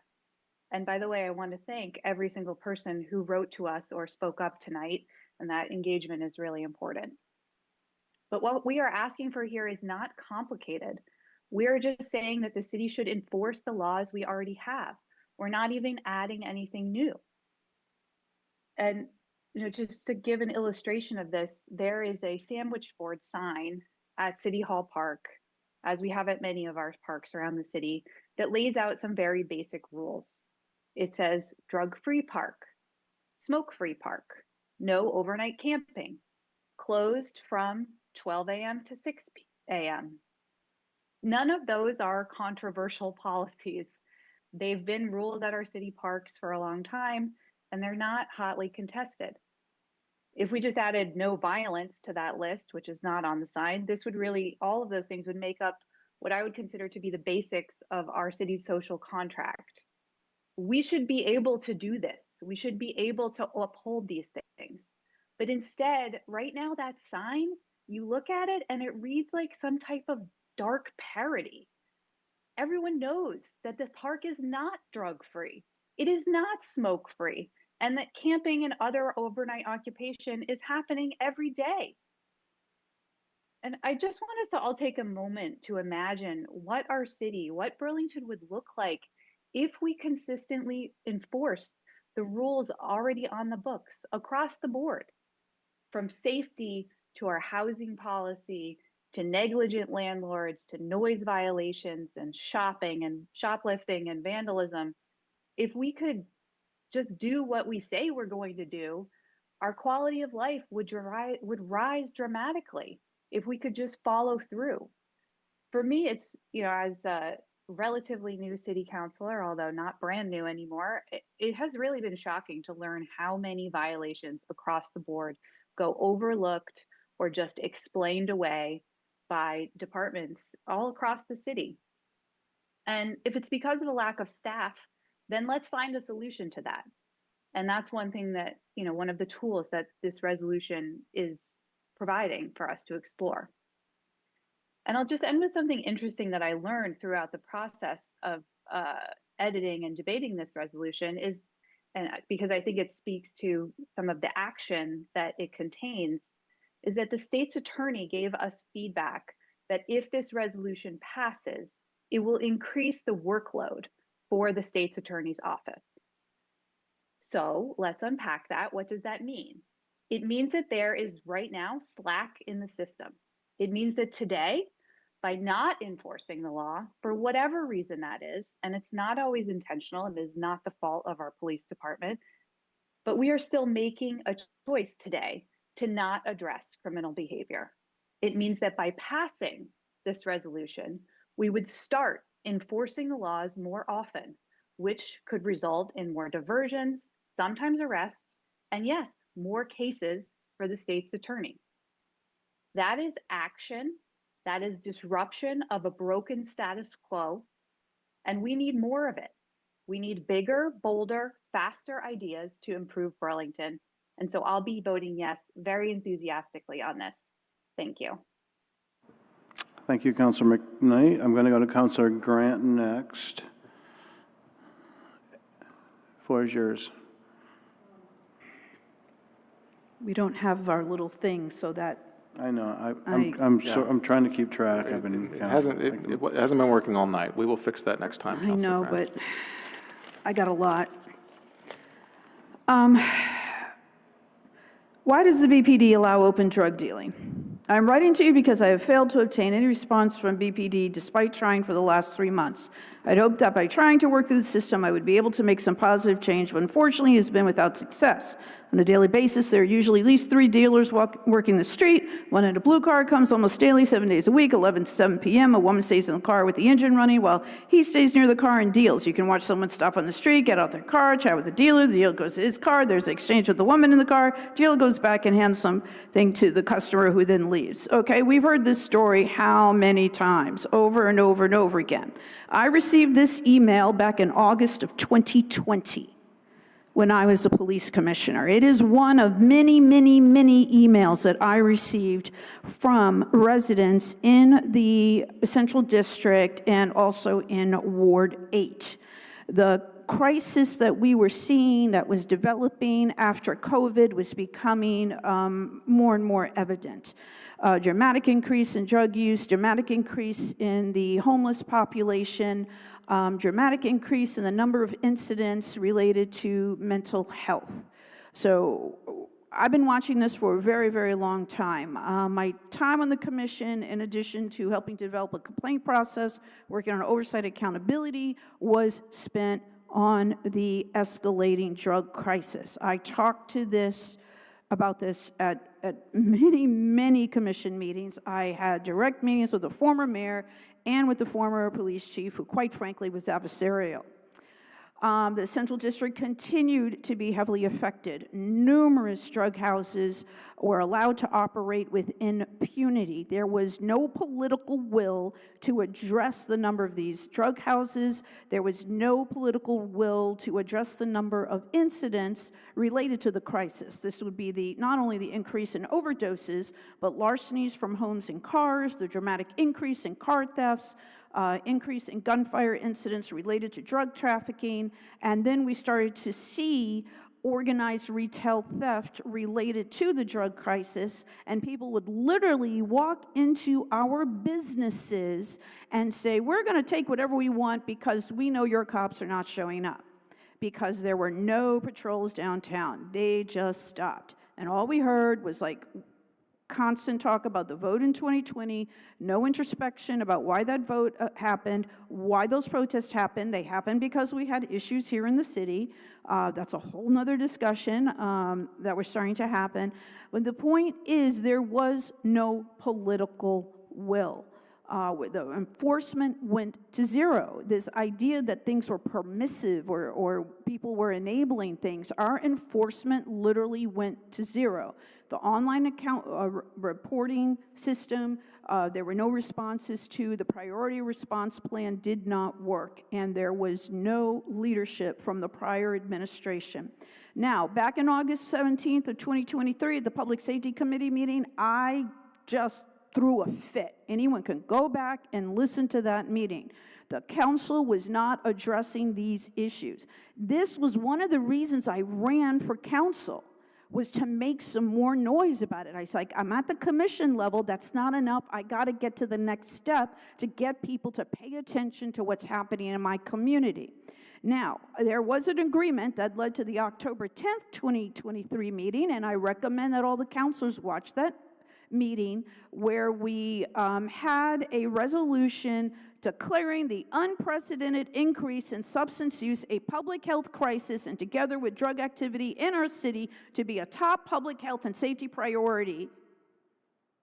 And then we didn't probably follow up on it, again, because there wasn't the political will, especially in holding the former police chief accountable for his inaction, his lack of a recruitment plan. How many times did you hear me talk about it? Lack of a recruitment plan, no use of social media, no use of digital advertising, no marketing for the department at all, no plan to even attempt to get officers downtown. So this was talked about ad nauseum, and there was no political will. I cannot support this resolution because I think, in a way, it's going to take away from some of Chief Burke's discretion. We have a new mayor, been here for a year and a half, examining and looking at everything and reporting that back to us. We have an excellent interim chief. He's only been here for 5 months. I appreciate everything the public is saying. I continue to have these conversations. I've heard them loud and clear for almost 6 years now. When people say they want immediate change, there is no immediate change. It got this bad over time due to neglect. And it's going to take a while to fix it. Last couple of things I'll say is, when we say current strategies that we have where have been taking the steps to bring in OPC, strategies where we're bringing the situation table, strategies where we're bringing the downtown circle, strategies of making long denied repairs at the department so that when you walk in the department, it's a place that you can be proud of to be. These are new and recent strategies. These are new, innovative ideas that we did not previously have the political will to do. Slack in the system. I've seen the state's attorney's numbers. I've talked to the state's attorney. That is just categorically false. Councilor Grant, you're a little bit over 6 minutes. Okay, so I will say, the last thing I'll say is to repeat, I do not support taking away any of Chief Burke's discretion, and I believe that this will do it. Thank you. Thank you, Councilor Grant. We have Councilor Schachter, then I'll turn to the mayor. Thank you, President Barlow. I want to start with a few words of gratitude. I am grateful for the collaboration between Councilor Travers and the Mayor's office that brought this resolution to where it is today. I'm grateful to you, Chief Burke, and to your team day in and day out. I'm also grateful to Chief Curtin and our fire department. And I truly appreciate the absolutely hard and grueling work that our first responders and our city staff and our council and the administration do day in and day out for our city. I will also be supporting this resolution, and Councilor Newbeezer, there you are. I'm grateful that you named how little daylight I also see between the resolved clauses in this resolution, that the steps we're already taking, the values that I believe we share, and the love for this city that we have, and for all who call it home. And I'm grateful that it acknowledges the many challenges and needs facing our downtown core. I appreciate that it focuses on enforcing our existing city ordinances and prioritizing evidence-based interventions. I see these efforts as happening in partnership with continued investments in substance use recovery and treatment services, of expanding our available mental health resources, of growing our affordable housing stock. I don't see any of these efforts as mutually exclusive. And I also appreciate that this resolution makes specific asks to our partners at the state level to join us in addressing these needs that we're facing as a city, so many of which are far beyond what we can tackle all by ourselves. And just on a personal level, I'm a downtown employee. I walk through our downtown and our downtown core every day. And I'm truly filled with compassion and care for the complexity of the challenges we're facing. Sometimes I feel really forlorn walking our streets and feeling like it's hard to see anyone who I believe is truly thriving in our city. I see so many folks struggling. I see folks who feel unsafe or uncomfortable. I see how many resources I want us to be continuing to be able to provide to so many. I see this resolution as one step forward in starting to do what we can as a city. I see that how much work lies ahead of us. Again, I don't see any of that as mutually exclusive. And because I really see and feel the collaboration that's gone into this resolution today and how much work I think it acknowledges and the shared values behind it, I'm also proud to be supporting it. Thank you, Councilor Schachter. Before turning to the mayor, are there any councilors who haven't been recognized on this resolution wanting to speak to it? Seeing none, I will turn to the mayor for the last word. Thank you, Acting President Barlow. I also wanted to start with some appreciations. He's even walking away right now, but I was going to start with Chief Burke, which is fine. You can keep walking. But Chief Burke and the BPD, which includes not only our sworn officers, but our CSLs, our park, they're not within the police department, but our park rangers, our yellow shirts, which are our seasonal staff who help us with our downtown and parks, as well as our CSLs and CSOs. I also want to thank our chief of the fire department, Chief Curtin, and his team at the Burlington Fire Department. Ingrid Jonas in my office, a senior advisor on community safety. Our entire community justice center, who've been really elevating our victim services work over the last 15 months that I've been mayor. CEDO, which is a department that now includes our Church Street Marketplace work. Our Parks Department, BCA. You can notice what I'm doing here. There's a large number of, it's like a full court press within my administration, working diligently on the health and well-being of our entire city, but specifically our downtown core. Because that's what collaboration looks like, where we're bringing multiple ideas to innovate and get creative. And that is the task I have given to my senior leaders, who are leaders of all those different departments. And then, of course, the hardworking frontline staff who make and implement this every day, including people like Matt in the City Hall Park, who every day hold down cleaning that park, supporting that park, our officers when they can be there, our partnership with the Howard Center, who does the street outreach work, who are constantly walking in and around City Hall Park. I also want to appreciate Councilor President Travers for my robust feedback I offered on this resolution. Because one of the things we have to do most right now is to model that we can solve these problems together. And if there are solutions that we have not identified yet as administration, I strongly invite those to come from counselors. I strongly invite those to come from residents. What we need most is to model to our state partners that not only the solutions we've already identified, which I'm going to speak to in just a minute, that we can continue to innovate around, but for additional solutions, because that is the ultimate act of care and deep love of community, is to show up and keep showing up, to find solutions, to offer care, to offer accountability, and know that is all possible when we do our best to work together, not cut each other down, not to polarize, and not to think about this as a binary issue, because it's far from reality. This is not a binary issue, and it didn't happen overnight.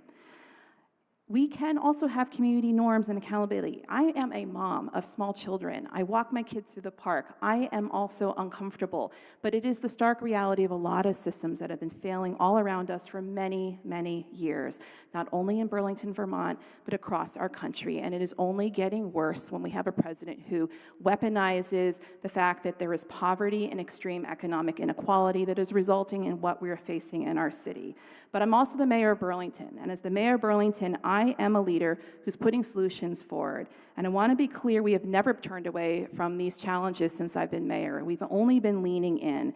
And in these 16 months, we've had creative solution layered upon layered. It started with hotspots last summer. We're making progress, steps forward in multiple hotspots in and around the downtown.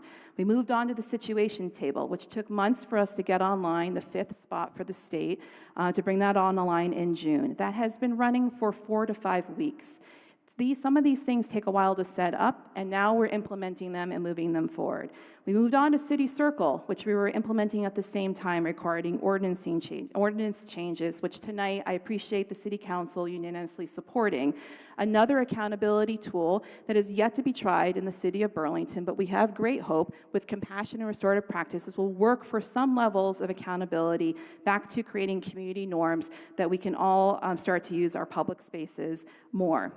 We also continue to utilize police in a thoughtful way in terms of more visibility downtown. I'm very grateful for Chief Burke. He and I had meetings, which I'll speak to at the mayor update if we get there, with parts of our community who have felt over-policed, because true to the point, not everyone feels comfortable with more police. So we are walking a balanced line here around knowing that reality and that deeper work we have to do as a community, but also knowing evidence shows that when police officers are visible, it does deter negative behaviors. We're also further invested in street outreach for Howard Center because we know their work is critical in the downtown. We are also advancing OPCs, even though the political climate has only gotten more complicated. I'll speak to that more in my mayor update, but I want people to know we're moving forward on this. There's a memo also on the mayor update that provides really important work. It's slow going, but we are moving, and we will have an overdose prevention center opened soon in the city of Burlington. We are also increasing centering and making sure we're connecting victims of crime. This was a broken system under the prior leadership in the police department, and we've elevated and reattached the CJC to the critical work of our police department. So when crime or incidences happen for victims, they get a call from our other arm of city government. That was not working before. And we are not done. We're continuing to be creative, and you heard our chief of police mention how we're, in his memo, that we're trying to redeploy our CSLs in even more creative ways to do more within specifically City Hall Park. That alone tells me we're far from turning away. We're leaning hard in on solving these solutions and getting to the root causes, because there is no easy solution out here. I also just want to say that when we assert, as residents, as people who love Burlington, that we're not doing anything, that we are, and that also not providing additional solutions, that is harmful and counterproductive to what we're trying to do. And that really implies that Burlington is not really trying to do the tough work of solving these solutions on a local level. And so I encourage folks to think about when you say that out loud, and you say that even not in a public setting, but to your friends and your neighbors and your family members elsewhere in the state, does that help? Does that help tell a lopsided story? I just listed, I think, easily half a dozen things in the last 16 months everyone knows we're implementing, and it takes a minute to have these things start to really gain traction, to be measured and see if they're successful. I also want to name we have to get to the root causes and not just be reacting to the symptoms. We need to do both, and we need to do both very carefully. I really appreciate, again, to the President of the Council, his willingness to put some specificity in this resolution under the Resolve Clause, specifically to the state of Vermont and the Governor. It is challenging when we have nowhere else for people to go when they're unhoused. It is challenging when we've been diligently working on accountability measures, but the issues showing up in the largest city of this state far outsize our resources, our capacity, and even our legal ability to solve all these issues by ourselves. So not only in this resolution, but I was asked at a particular press conference last week by the governor to be more specific. So since I have your attention, I'm going to be more specific. And frankly, half of this is repetitive. Most of it is repetitive of what I said before. The 3 points that are specifically stated in here are very tangible ways that the state of Vermont can show up to help the city of Burlington on things that have been entrenched and hard to solve on the local level. That includes drug trafficking and low-level drug trafficking specifically. It includes access to treatment and more of it. There are many closed doors to people who are ready for treatment, and we have to reopen them and resource that on a statewide level. That is by far not the job of the city of Burlington. We also have to get real about trends with our young people from across the state. The trends that we're seeing with violence and our youth predate this last summer. We've had a hot summer in 2022, I believe it was, in the city. That is a great, if that's not the greatest call for leadership and the governor and everyone else in his cabinet to come and start to put our heads together on a regional and statewide level, I don't know what is. Because the youth are critically needing help, the ones specifically at risk, and they're not just from Burlington. And we've seen that from our side, from when we investigate incidences. The youth are not okay who are at risk, and we need to be clear around anti-violence strategies, filling the gaps, and the state bringing people together to help solve those issues. We also need the state to protect opioid settlement funds and not redeploy them away from harm reduction and more specifically treatment for individuals. We need more shelter. I've said this, I feel exhausted saying this at this point, and it is real. We need more shelter beds. When people are pushed out of the motel program with nowhere else to go, they're going to sleep in the most safe place they can find, which is a public park. We need more investment in affordable housing. The city's housing trust fund can do a mere drop in the bucket for the number of new housing units that even just the city of Burlington needs to bring online in the next 25 years. We need more investment in mental health, not cuts to designated agencies like the Howard Center, which has happened for the Howard Center under this governor. There's been cuts to all the other communities outside of Burlington with their version of street outreach. And finally, we need more resources for our court system. Chittenden County has more cases than any other county in the state. And yes, yet we are woefully understaffed with judges. We sat with an open appointment that only the governor can do for a very long time, and we have not have adequate money for staffing. I just met with our legislators, and unfortunately, we had another judge retirement. This does nothing for helping us with the backload, let alone the additional work and caseload that our state's attorney and her team are working tirelessly to resolve. And so I want to just wrap up by saying this is really a moment for a call for partnership and collaboration, not only as city councilors and the mayor, but our residents, all the stakeholders who collectively love Burlington and really do want us to move to a healthier place. But we all need to be thinking about solutions, the governor included, and we need meaningful partnerships that get to the root causes of what makes our city unhealthy and unsafe for some folks. Burlington is part of Vermont, and Vermont is part of Burlington. And as someone who was born and raised in Barrie, I see that very clearly as I became mayor and as I was growing up in this state. We are intertwined, and I encourage all state leaders and all of us to remember that we are really one big community, and we can solve this if we start working together. Thank you. Thank you, Mayor. And that would be the last word on this item, and I'll ask the clerk to call the roll, please. Acting City Council President Barlow. Yes. Councilor Broderick. No. Councilor Carpenter. Yes. Councilor Grant. No. Councilor Kane. Yes. Councilor Litwin. Yes. Councilor McKnight. Yes. Councilor Newbeezer. Yes. Councilor Schechter. Yes. Councilor Singh. Yes. Counselor Travers? Yes.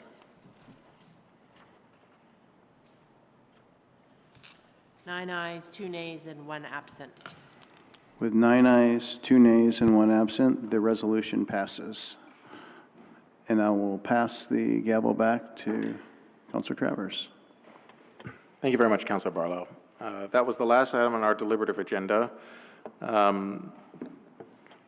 We will now turn to item 5, which is Mayor General City Affairs.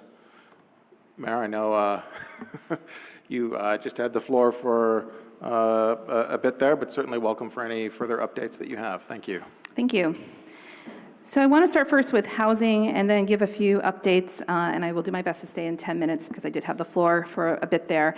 On housing, I want folks to know that we continue to dive into our deep partnership with the Bloomberg-Harvard City Leadership Initiative program, which is a year-long cohort that we were selected to be part of. Last week, we sent 2 senior staff to join the program with me, where we're going to be able to learn how to accelerate and innovate around a particular topic. And the topic that I identified is my second major priority on creating more ample, affordable, and safe housing for folks here in the city of Burlington. We're at the step now where we're assembling a team. Bloomberg and the Harvard experts will be visiting Burlington 3 different times over the next year. This is a wonderful opportunity, frankly, because it's free, and it helping to accelerate with expertise what we can do to innovate. I'm also excited, I mentioned this because this is where I was in July when I missed your council meeting, but there's 47 other cities in this cohort from around the world, 10 of which are focused specifically on housing as well. We share so much in common, and I'm very excited actually about how energizing this will be for the city, especially as we know we have to accelerate the building of more housing in our community. To community safety, as we begin the school year in just a couple of days, I am very proud to announce that the Burlington School District and the Burlington Police Department finally finalized an MOU. This MOU was a recommendation and request from the school district when several years ago there was a task force to review whether or not there should be school resource officers in our schools. There was a recommendation to remove those from our schools and instead have a workable relationship with the police department that included ways to communicate around proactive safety measures, and then in hopefully not in a way that would ever need to be utilized, a safety concern or issue, that there'd be a good communication. We finally finalized that MOU, and I think it's well timed for the start of the school year, and I appreciate the chief and the superintendent working on that. Speaking of chiefs, we've engaged IACP, as folks know, which is our hiring firm for the permanent police chief position, and we're about to launch a community survey to help inform what kind of candidate we should be looking for. There'll be a passive survey where anyone can participate, and then we're holding stakeholder conversations, which will include city councilors, but also important liaisons like our trusted community voices, which are our connections to immigrant and refugee parts of our community, to make sure we provide additional ways people can provide feedback. We need to make that, gather that information to make sure our candidate profile meets the priorities and the values for this city. I also just want to name that we have a memo also on this agenda item that is an outline of where we are with the Overdose Prevention Center. Just today, we had a pre-award meeting with our partners, the Vermonters for Criminal Justice Reform, which will be the actual provider for the OPC. We, on Sunday night, got the draft contract from the state. These things have been slow, but we are putting them in place to be able to keep advancing this life-saving strategy as part of our response for supporting folks living with substance use. There's also on our website, my website, on the mayor's page, a really helpful FAQ on all the usual questions people are asking about OPCs. Where are we going to put it? What is an OPC? All the questions I'm sure you as counselors are getting frequently. So just know, you and folks watching, that we have a lot of information on that website, and we'll continue to update that there. On Wednesday, I'll be holding my monthly community safety media briefing at 10 a.m. We live stream that on Town Meeting TV. We'll be diving much more into data and trends. Chief Burke will join me there. Will be a continuation of the remarks I've offered today and a whole lot more. I also just want to briefly thank both the fire department and the police department and the state of Vermont for their bomb squad, which unfortunately had to de-escalate and defuse literally a bomb in my neighborhood on Pearl Street. And this all went down on yesterday. We had a press release went out, and I just want to really appreciate, that's what great strong partnership shows. Obviously, we don't have a bomb squad, so I really appreciate that we can, in many cases, work seamlessly together for the sake of community safety and the health of a community. So I just want to thank the very quick response by all those entities. A few other quick updates for you. As folks know, and I nearly cried when I drove up it myself, Main Street is open. Like right now, if you were out there, it would be wide open because it's open on nights and weekends. You can even take lefts and rights off of Main Street. My kids laughed at me when I was like, we can turn left to the library, children. And they're like, are such a weird mother. Okay. Anyway, when we hit the holiday season, it will be open 24/7, that street. So thank you for your endless patience with that very important project. And then I also want to let folks know that I have some staff changes, staffing updates for folks. We welcomed a new assistant, Sam Powers, to our office, who will handle all the constituent services, as well as assisting our office. We welcome them this week, and I'm very excited, a UVM grad, by the way. We've continued to do work, and I appreciate the comment during public comment on the core program transitions to make sure that the seniors who are using the city-run senior program, which is what the core program is, will have transportation to the new location at the Miller Center, as well as the Heineberg Senior Center. We've taken a while to put things together, but we are very hopeful that this will continue to meet the needs of those seniors, as well as strengthening our partnership with the Heineberg Center as we make sure that we have a strong partnership with our continued funding for Heineberg, but that we also take to heart the recommendations of the Aging Council, which provided feedback to the city this last year on the more meaningful program we can be offering for our seniors. So more work to come there as well. Let's see, other highlights to just offer. I'm going to skip around because I know it's late. I just want to welcome the start of the school year. I want folks to know that the Integrated Arts Academy is reopening. They were closed for the entire last year to renovate. There's a ribbon cutting tomorrow. It should be a great community event in the heart of the Old North End. And by extension, I just want to wish all of our educators, our principals, our superintendent, and then most importantly, the students and families for a really good start for the school year on Wednesday. And then finally, I just want to also wrap up by letting folks know we posted on the mayor update part of this agenda more on the airport and our continued work to navigate the really harmful policies of the president and how he's weaponizing immigration and immigration policies, the use of ICE. There's a really helpful document that helps to educate folks on the authorities and the limits of what the city has with a municipal-run airport. So please take that out as we check that out as we continue to find ways to support people's legal rights to due process and support folks in all the innovative ways we can do that that sometimes we can't do when we don't have the actual authority in federal spaces within an airport. And I'll end there, and we'll post a more written update for the sake of time. Thank you. Thank you very much, Mayor. That takes us to item 6, which is City Council President and Council updates. And I, for this purpose, just have a brief explanation of some changes to our agenda. When I joined the council back in 2022, it was our practice at that point in time, and as I understand it, had been our practice for many years leading up to that point, for both the mayor and the city councilor general affairs agenda item to be at the end of the agenda. In the interest of collaboration, when Mayor Mulvaney Stanek took office, acknowledging that unfortunately, this agenda item oftentimes would go past our 10:30 obligated end time, and the mayor and councilors would not have the opportunity to speak on this item. I agreed in cooperation with the mayor to move both the mayor general city affairs topic as well as the city council general city affairs topic to the front of our agenda to join with what the council had asked for in terms of climate and public health and safety emergency updates. The intent behind this was simple. Generally speaking, historically, the general city affairs topic has been a place for councilors to provide general updates about what's going on in our community. And when we've been able to get to the topic, it's an item I've greatly appreciated. Councilors highlighting events that are going on in our community, events that are happening in our school district, councilors highlighting successes of local sports teams and organizations, as well as raising general concerns. The point of the general city affairs topic has never been, and the point, mind you, of the climate and public health safety emergency updates has never been to use that for the purposes of deliberation or debate or otherwise engaging in back and forth with one another.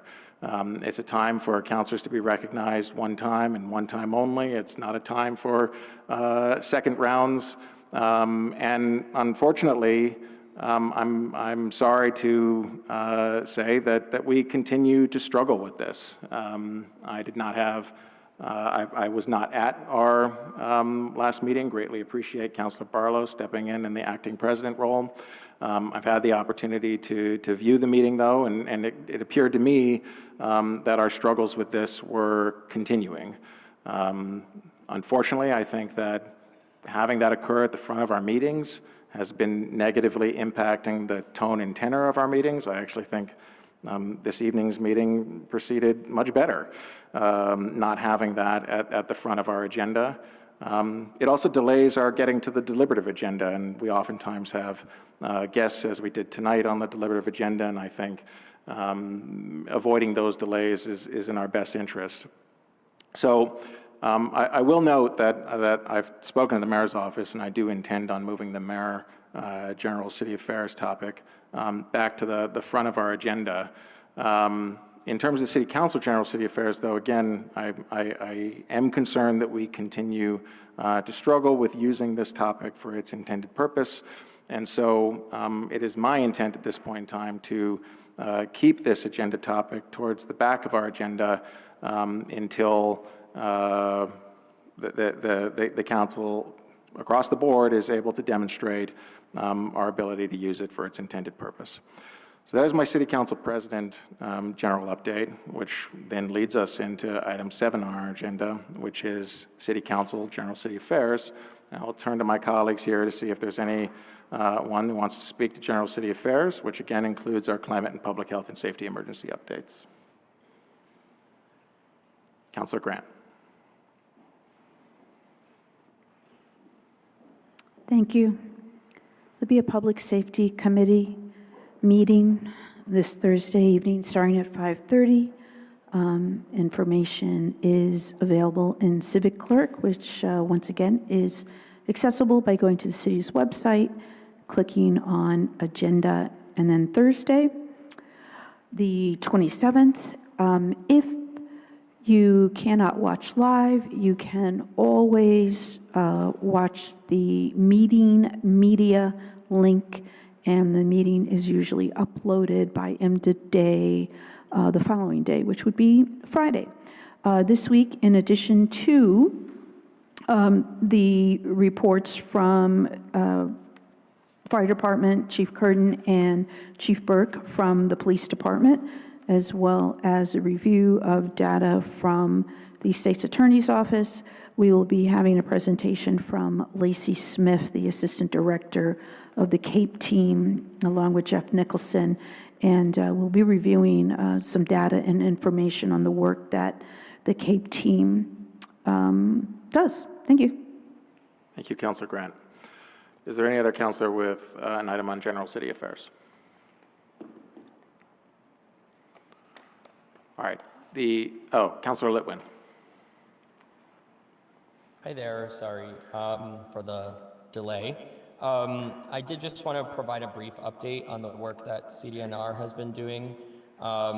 We held 4 different meetings, 5 this summer, 2 work sessions related to the syringe litter work that was sent over to our committee. We had a great kind of cross-section of stakeholders, community members, folks from the harm reduction community, folks from the recovery community, So we've had some really wonderful conversations there. Additionally, what I would say is we had some wonderful conversations with Teresa Vizina, who is really doing such helpful work in coordinating and providing some kind of like operational support for all of the wonderful volunteers who are going out at different times and in different groups to do syringe cleanup work as volunteers.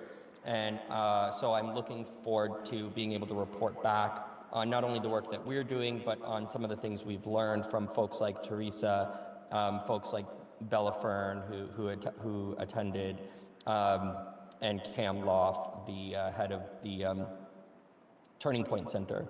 I will say that unfortunately none of the SSPs that we reached out to, which includes the Howard Center, as well as 2 others, did not respond or come to our meeting. I did receive a very late, short response on the day of our last meeting. We do need to move forward with our work. And with that said,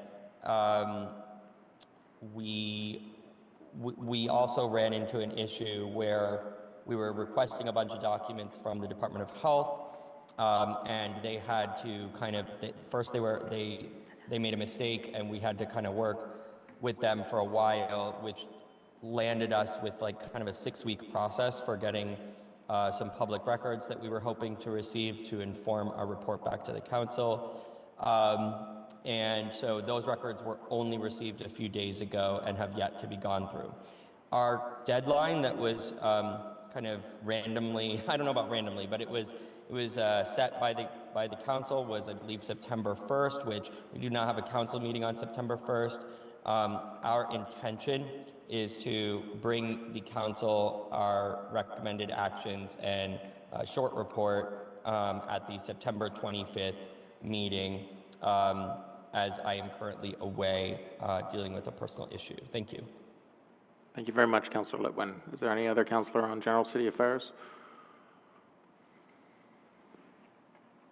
All right.